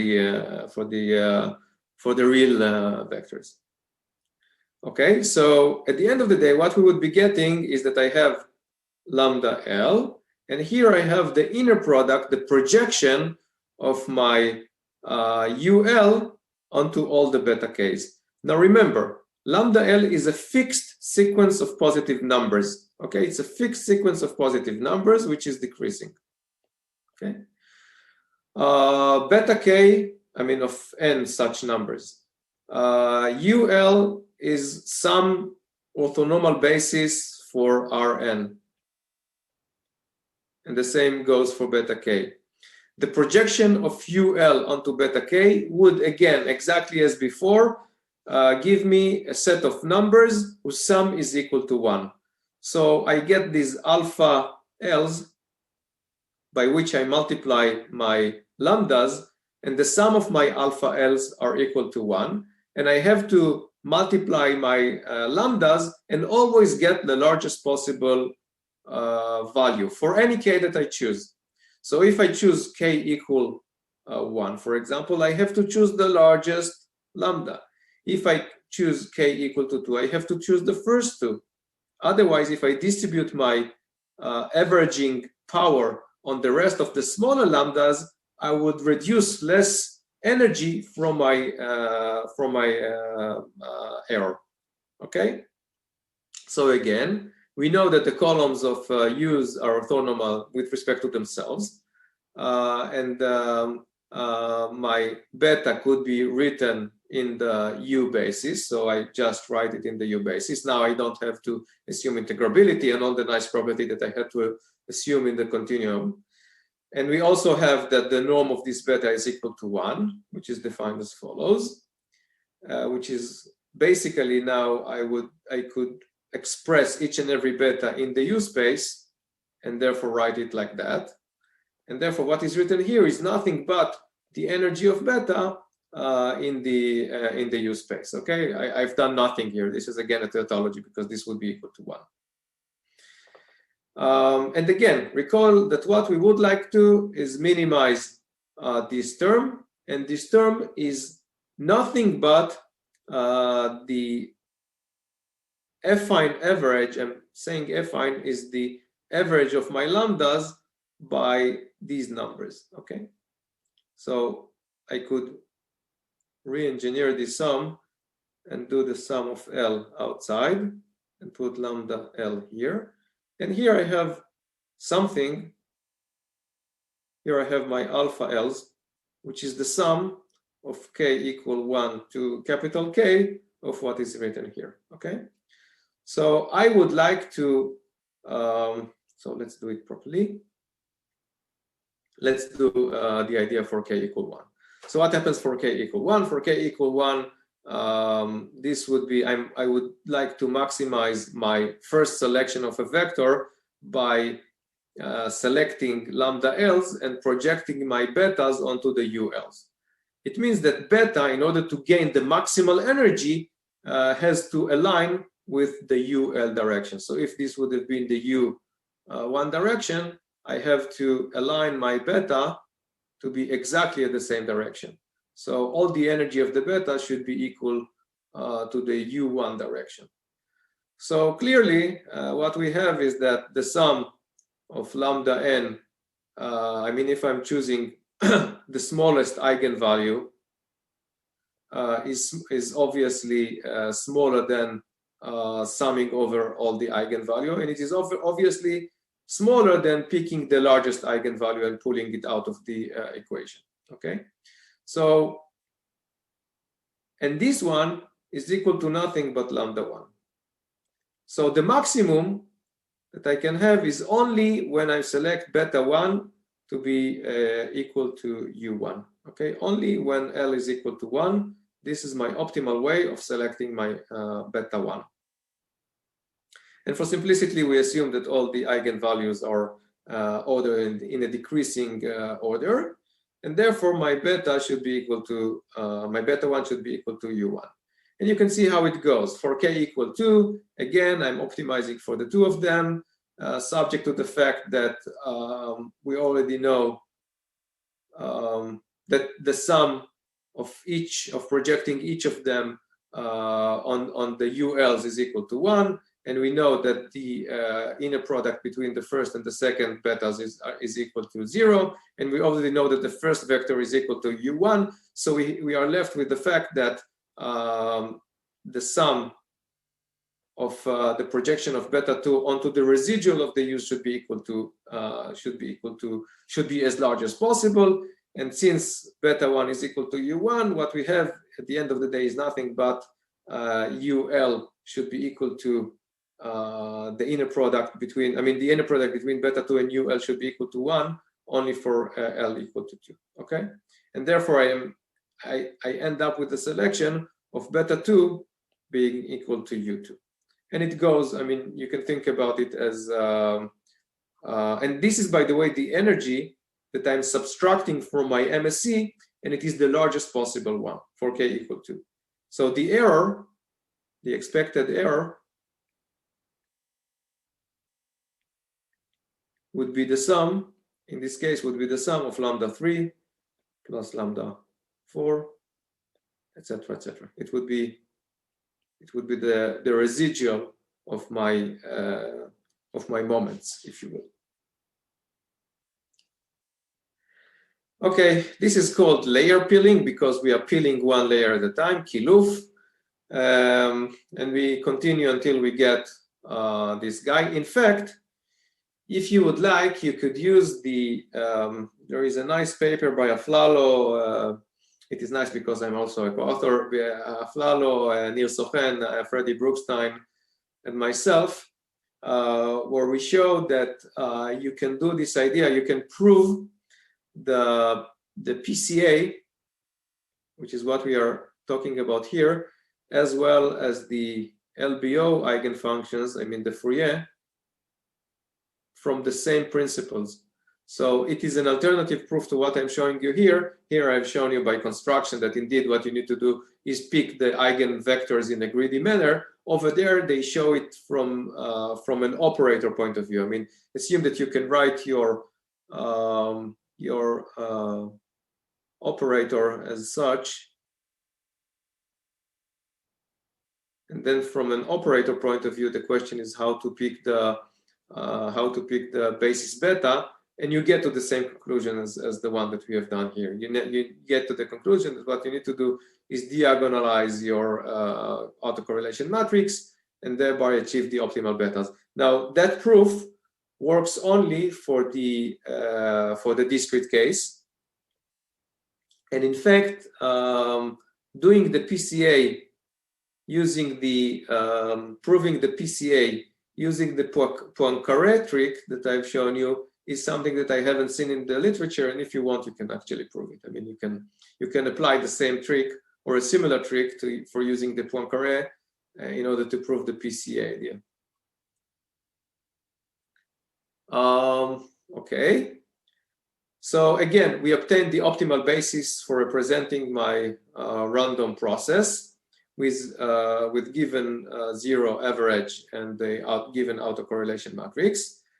And again, if somebody is saying, look, now I would like to fix my case 0, could we have a better basis? Okay. The question now is, do we have uniqueness? Okay. So the question is, do we have uniqueness? And the answer is that, let's show that this is indeed a unique solution. So one can argue that for a specific K0, we could obtain a better basis, okay? That we can obtain something which looks a little bit better, okay? So obviously, this basis could be represented by the full orthonormal matrix that we have. By the vectors of the orthonormal unitary matrix that we got by decomposing the autocorrelation matrix. So we write it as a linear combination. Okay, so we have the first eigen, the first elements of my basis. I mean, this would be a basis that is spanning K0 dimensional space. So it could be expressed by a K0 element matrix linear combination of this vector. Okay, so each beta is a linear combination, an n linear combination of this vector. So this would be, so beta 1 would be nothing but this vector times that vector. Okay, so it would be this linear combination of all these. I need to think about it, whether what I'm saying here is right or not. Yeah, I think it is. Okay. So in short-term form, what we can write is that my K0 elements or K0 vectors of n elements can be defined as my unitary matrix that I linearly truncate by my A, which is n by K0, has n by K0 elements. Now, beta is orthogonal. I mean, it is orthonormal. So if I do beta transpose beta, a beta conjugate beta, what I get is the identity of K0 by K0. Again, K0 is smaller than capital N, which is equal to nothing but my linear combination of my U's times my linear combination of my U's, which is equal to nothing. Recall that U is unitary, so it is equal to identity. So at the end of the day, what I get is the product of these two of this element of this matrix that you see over here. Okay, so it would be K0. This guy would be K0 by n, and that guy would be n by K0. And at the end of the day, what you would get is an identity which is equal to K0 by K0. Okay, what do we do next? Let us consider the linear combinations of the, I mean, let us call this guy A bar 1 or A bar 2, etc., etc. So these would be the columns of A. The second term in the expectation of the error is equal to that guy. Okay, this was the second term in the error. Let us write it explicitly. So I'm using my A's multiplying my U's, and the same goes here at the back. And in the center, what we have is the autocorrelation matrix. Now, since U is a unitary matrix, what happens? It would become an identity, and I can get rid of that. So in fact, what I get is that I have my A's that are modulated with this matrix, okay? With this diagonal matrix. This is these are the eigenvalues of the autocorrelation matrix. So in fact, what I have is writing it explicitly is the sum over all the L's that are modulated, all the lambda L's that are modulated by these squares of these coefficients. Okay. And exactly as before, what we know is that in order for the basis to be optimal, these A's have to sum up to 1. I mean, when I look at the sum of the vector A, it has to be equal to squared, it has to be equal to 1. What I also know is that because the inner product of two of these beta vectors are equal to 0, then the multiplication of summing over two of these vectors would be equal to 0, assuming K1 and K2 are different from one another. Because the inner product of the beta k's is equal exactly to the Kronecker delta. Okay, it would be equivalent to 1 only if L would be equal to, if K2 would be equal to K1, because then it would boil into this one that we have shown here. And again, remember that what we need is to maximize this guy, which is equal to nothing but, as we have shown, we can change the order of summation, pull the lambda outside of the K summation, and this is what we would be getting. Okay. Now again, recall that the product between these two coefficients matrices is equal to the identity. And using the trace identity, what we get, I mean, what we know if we have the trace identity is the multiplication of two matrices is equal, I mean, you can change the order of the multiplication of the matrices inside the trace. So what we got is that the trace of A conjugate is equal to the trace of A conjugate A, which is equal to the trace of the identity, because we know that this guy is nothing but the identity, which is equal to nothing but the number of ones along the diagonal of I, which is equal to nothing but K0. Okay, so if we assume that now we are looking at this matrix A conjugate, and we diagonalize it, and we have along the diagonal these eigenvalues, then they are equal to nothing but the sum over these numbers. Okay. So what do we end up with? We end up with the following equation. We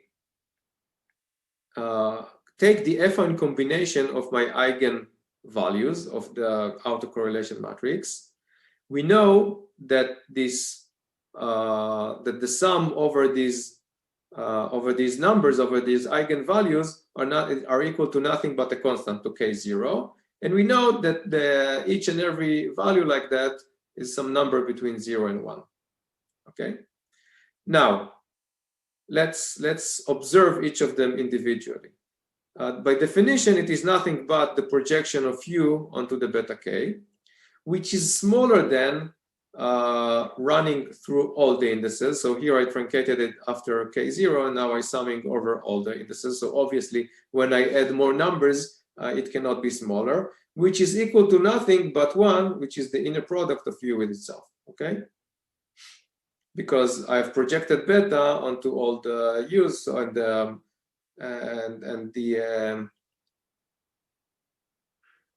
because I've projected U onto all the betas, and therefore it would be nothing but the norm of U itself. So now I have to maximize the second term, which is basically maximizing this term, and we know that the sum of all these numbers is equal to K0, which means that what I need to do is to choose all these lambdas to be equal to 1, to be maximum, which means that all the rest of the lambdas, of the gammas, should be equal to 0. That is, the span of my subspace, of my space between, of my basis between 1 and K0, is identical to the subspace of my U's between 1 and K0. So if I'm fixing, assume that I have only 2 vectors, and this would be my U1 and U2 vectors, okay? And now I've selected 2 other vectors. This would be my beta 1 and beta 2 vectors. These beta 1s and beta 2 vectors would span exactly the same space as my U1 and U2. But I cannot choose this vector to be something else, to be something that goes outside of the board, to be something that does not that does not belong to the span of my U's until K0. So I can choose, I can rotate within, I can take any affine combination of my U's and claim that, look, I have a different basis, but this different basis would give me exactly the same error as taking that one. Now, if I would change K0, it means that I have to add the next basis element, which would be nothing but U K0 plus 1. Okay. So for a given K0, my beta would be some linear combination of the first K0 of U, which is fine. I mean, I can do that. This is the affine combination. When my inner product, I mean, when I assume that the volume is preserved, I mean that the conjugate times the matrix itself is equal to the identity, if you will, then I'm saying that this is an affine combination. So in this case, it is clearly that A tilde, if I'm just using K0, would provide an optimal solution, okay? But any linear combination, I mean, any other unitary K of K0 by K0 would also give me an optimal solution. Now, I would also like to add the optimality that it should be applied to all K0s, okay? If it applies to all K0, we end up with a unique solution of B1 being equal to U2, to U1, B2 being equal to U2, etc., etc. So again, it would inflect a unique optimal solution. Remember that in the continuous case, I didn't provide uniqueness. I did it only using this idea of in the discrete case. If you want, if you wish, you can use the Poincaré trick to prove the same uniqueness for the continuous plus the discrete case as well. Okay.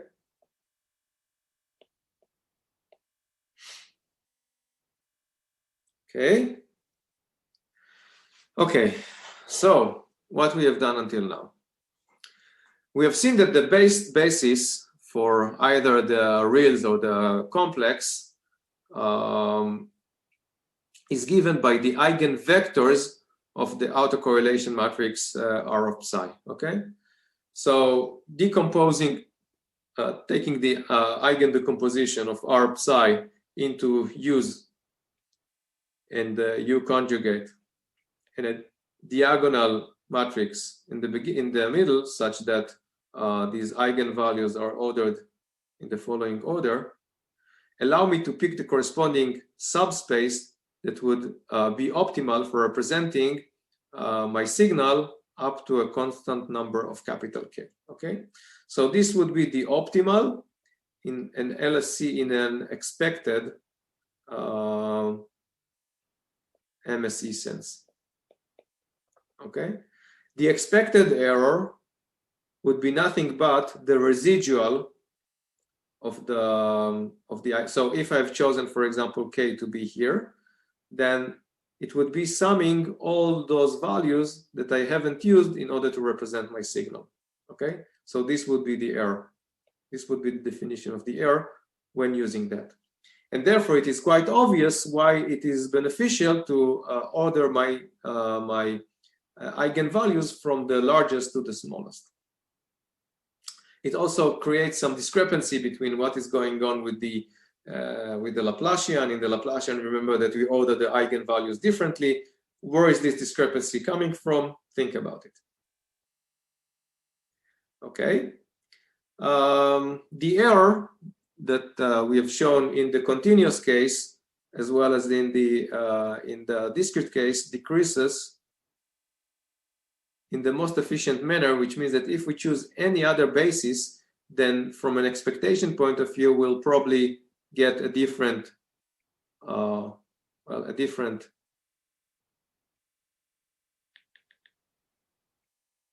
decay. Well, we can assume that this goes here and here.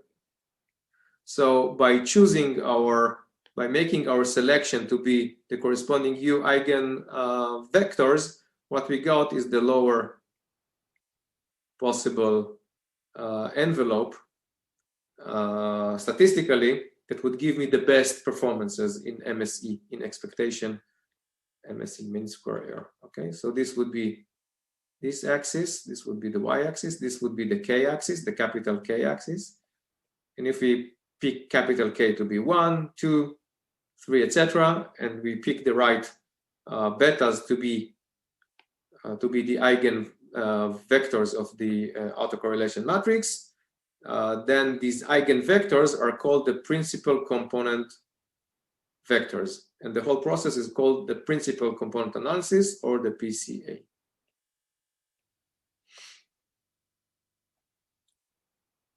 Now assume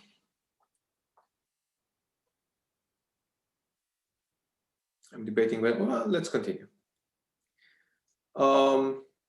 Let's assume that I have a large set of vectors. Okay, so somebody is giving me, assume that I have many images of faces. I have this face and I have that face. And I have that face, etc., etc. And I column stack each and every picture, each and every image into a huge vector. So this would be a vector of this guy. This would be a vector of that guy, etc., etc. You know what column stack is? It's basically taking this vector, this set of pixels as the first coordinates, and then I'm taking this set of pixels and I'm translating it so that it would be here, and then the next set of pixels would be there, and I'm basically creating a long vector out of my image. This is called column stacking. I think in MATLAB, if you just write your vector with something like that, it would create this operation for you. Okay, so if you take a two-dimensional array and you write it like that, it would give you a column stack version of this vector. Okay, so each vector here represents a different face, and they are aligned. I mean, the same. This would be pixel 1, 1. This would correspond to pixel 1, 2, 1, 3, etc., etc. This would correspond to 2, 1, 2, 3, etc., etc. So the coordinates are aligned. And now I need to evaluate my autocorrelation matrix. How should I do that? Okay, so I have capital M such vectors, each one corresponding a different signal, and I would like to somehow give a good estimation for my autocorrelation matrix.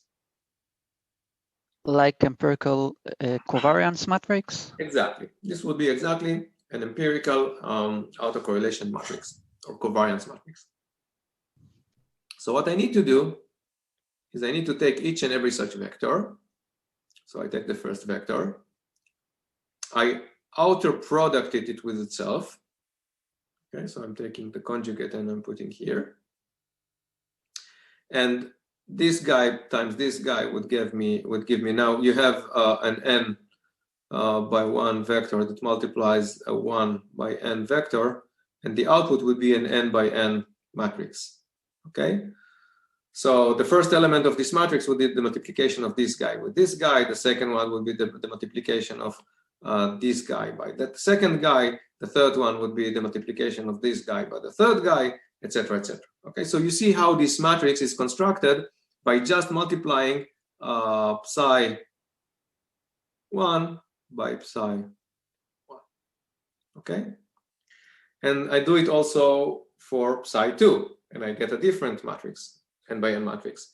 And I do it for psi 3, and I get another one, another one, another one. And then when I sum up all of these matrices together, what I would get is a good estimation of my autocorrelation matrix. Okay. If on top of that, I assume that my expectation, let's assume that I can assume that my expectation, that if I sum over all these vectors, so I sum over psi 1 plus psi 2 plus I get psi 1 plus psi 2, and it is equal to 0, to a vector of zeros, then I can also assume that I get an average 0 process. How can you do that? You can first of all sum up all the faces, get an average face, subtract it from all the faces, and then you get you centralize basically your statistics. Okay. Okay. Now, practically, what we can do is look at the eigenvectors of my estimated autocorrelation matrix, and it would provide a corresponding set of eigenvectors with corresponding eigenvectors. And the claim is that with this kind of eigenvectors, you can probably with good probability represent these capital M data. Now, usually it would be really beneficial if M would be a really large number. The larger M, I mean, the better you sample your statistical process, the better the autocorrelation would get. Okay, So how would you represent each and every of these guys? You would represent them by projecting your vector onto your eigenvectors of the autocorrelation, of the estimated autocorrelation matrix. And again, we would like to translate it, truncate it by k. I have a question. Sure. What should we do if, for example, in the discrete case, m is smaller from n, so the correlation matrix isn't full rank? So it doesn't have to be full rank. It doesn't have to be full rank. In fact, if it's not full rank, then what you know is that you can take. So again, the question that Gal asked is the following: what happens if m is much smaller than the numbers of elements that I have in my vector? Yeah, this was it. And now, what would happen is that obviously the rank would be at least, and not at least, it could be at most the number of vectors that you have. Okay, why? Because this is the number of vectors that you have pushed into the game to begin with. So the first eigenvectors that you would get would correspond to this subspace that is being spanned by your observation. The next one would be just an arbitrary space. I mean, if I think of the first vector as being the x-axis, and then I have the x and the y, then it could be y, or it could be any other combination along this plane. I mean, it could be that guy and that guy. It could be any other.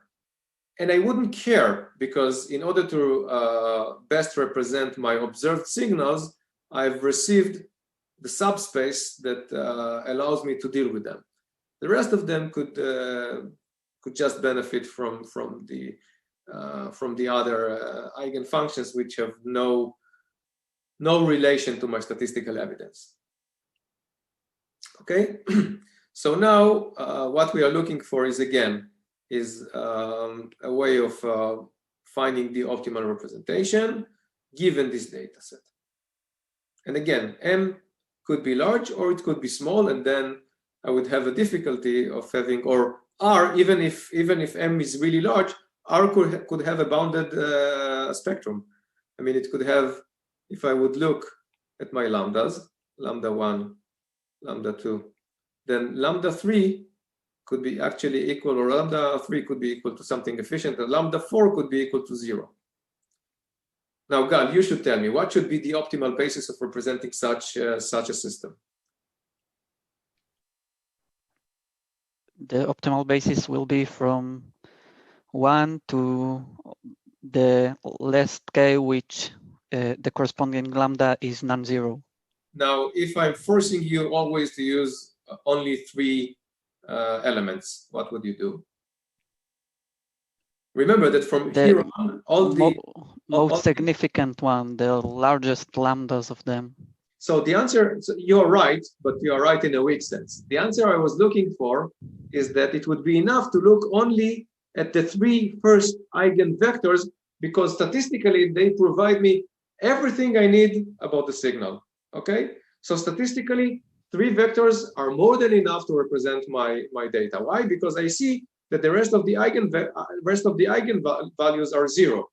So statistically, adding more bases to representing my signal would not add much. Okay, statistically. Practically, it would probably. I mean, assuming that that there is some observation that the second order statistic didn't capture, then okay, add something. But again, from an MSE point of view, I added nothing to my data. Okay, so we have chosen the principal directions or the components of the data. So this is the data, and the principal components are exactly these eigenvectors that I'm looking at. And these principal directions actually have a nice name. They are called the Karunen-Loew transform. We'll talk about it in the next lecture, not now. And the idea is that I could project my random, so these are my observations, And now what I can do is project these observations onto these onto this basis. And now what I have is basically a new way of looking at my data in this eigenspace. And this is called the Karhunen-Loew transform. It would be exactly the same, but just projecting into this new eigenspace of the estimated autocorrelation matrix. Okay, so the vector are the coefficients, and in fact the coefficients of representing psi in this U space, in this new basis. Okay, so the vector this vector are actually the elements of projecting my psi into this space, and the nice thing about the autocorrelation of this new basis is that I have basically diagonalized my autocorrelation matrix. What happens is that if I look at the autocorrelation of these Karhunen-Loew coefficients, what happens is that the Karhunen-Loew coefficients by definition are U transpose psi or psi transpose U. I mean, this is the definition of the autocorrelation. Now what I do is I take the U's outside of the expectation and I let the expectation work on these two terms. And then I get the autocorrelation matrix that I can diagonalize, and I get this to be R. So since U is unitary, these two guys would be equal to identity, these two guys would be equal to identity. And in fact, what I'm getting is that the autocorrelation of the Karhunen-Loew transform is nothing but a diagonal matrix, okay? So what I know is that the entries of this process are uncorrelated, are independent of one another. I don't have any correlation between the first entry, the first one, and the third one, and the second one, etc., etc. All of them are equal to 0. So I've been able to somehow whiten or decorrelate between my process by taking it into a space that is nice. Okay. Okay, I suggest that we'll stop here at this point, so that we have so that this whole material of PCA would have some time to propagate into your neurons, and in the next lecture we'll start asking the question: what happens when things are not centralized? How can I simply do that? How can I simply centralize things? And we'll jump into noise. We'll start introducing noise to the game. Okay, so next lecture, just a look ahead. We'll finish the PCA. So next lecture we'll do the PCA, and then what happens we'll start dealing with signals, for example, like that, or a vector, where we add some noise to the signal. Okay, and here we assume that we know the autocorrelation of these signals, and we know the autocorrelation of the noise. Usually the autocorrelation of the noise would have a really nice property of being diagonalized. I mean, you can think of a noise, if point T is uncorrelated with any other point, and you know what is the variance, you can assume usually really nice assumptions about the noise. And then in this case, what we'll see is that in order to reconstruct back the signal out of this system, we can do interesting things. Now, in order to complicate things, it would not be only that, but we'll also apply some filter onto psi of t.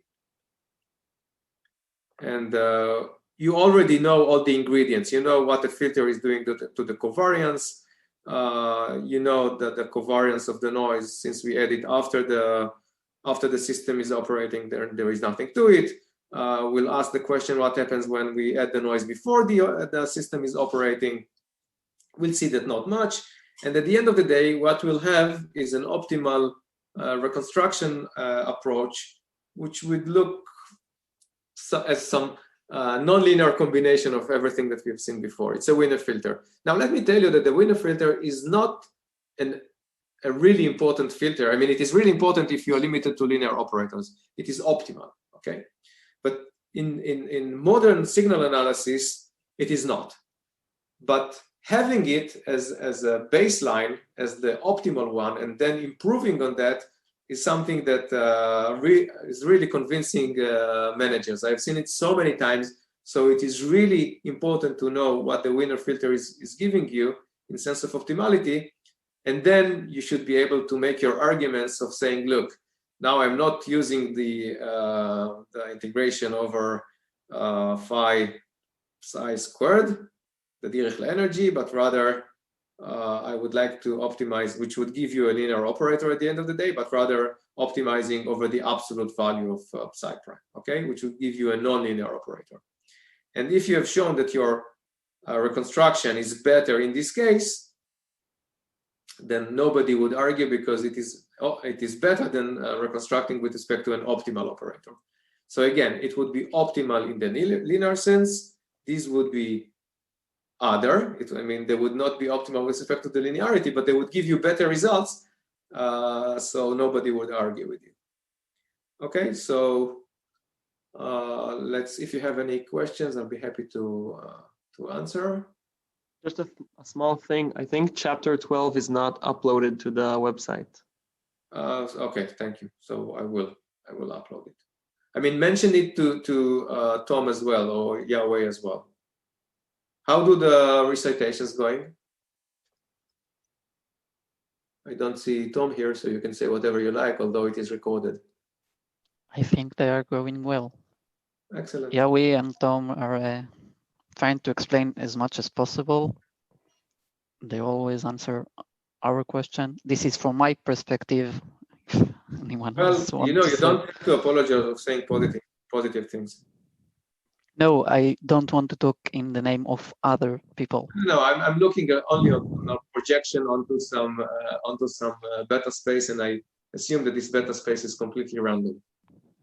Which, by the way, in several cases you can show that projecting onto random spaces is actually makes a lot of sense. There is a nice theorem that I suggest that you would just look into. It's called Johnson-Lindenstrauss lemma. Yeah, I know. Johnson-Lindenstrauss says that if you have a semi-Gaussian matrix, it will be quite good. Well, you don't even have to assume semi-Gaussian. Semi-Gaussian is the way to prove it, but just random projections would be good enough. Random projections. I mean, you don't have the semi-Gaussian is a strong assumption. You don't even need that. Look at the proof. I mean, the proof now, but again, it's beyond the material of this course. Okay. There is a course that teach the Johnson-Lindenstrauss lemma. Who is that? Who is teaching that? הקורס נקרא עיבוד מידע מסיבי, נושאים מתקדמים במדע המחשב ועיבוד מידע מסיבי, ומי העביר אותו? ניר אילון? כן, אילון. Nir Eilon. Okay, so Nir Eilon himself has a very nice improvement for the Johnson-Lindenstrauss by taking into a different, again, the whole trick is always taking things into a different space where you can see that in this specific case, the Fourier projection makes sense, okay? So it is related to this course, but going into this course before you take all the basics that I'm teaching here, I assume that you have to sweat a lot at home. No, he quite explained everything from the beginning and teach it very slowly because it's advanced course, so we don't need to run over to the test what we... Excellent. I'm happy to hear that. Okay. Ron, a question? Sure. Will we finish the material in 2 weeks because we are already... we will start chapter 12, or we have more than 13 chapters? Well, usually chapter 12 and the 2 last chapters usually take more than 2 lectures. So it takes a little bit more time. If we do, don't worry. I mean, I will not push more material to the exam if you ask, okay? Okay. But if we do, what will happen is that I will give you more intuition. I mean, in the last lecture, what I usually do, I usually finish in 12 lectures. And in the last lecture, what I do is I give some look ahead on what can you do with all the things that you have learned here, and what can you do I mean, are there any things beyond that? And obviously there are. I mean, I'm teaching you only, we are working only with linear spaces, okay? And the world as we know it is not is not linear at the end of the day. So don't worry about it. The reason that it goes so fast, at least for me, is that everything is written and I don't have to write everything on the board. And I assume that it is harder for you. So again, feel free to stop me and ask questions. There are no stupid questions, there are only stupid answers. So if you're looking for more motivation for anything else, then feel free. And now it's probably a little bit late to say that, but feel free to stop me at any point. Okay. Okay, so keep being healthy. Don't get near any coronaviruses. Now there are mutations, so we don't know where it would lead, but let's hope for the best. Thank you very much. Thank you. Thanks. Yeah. Thank you.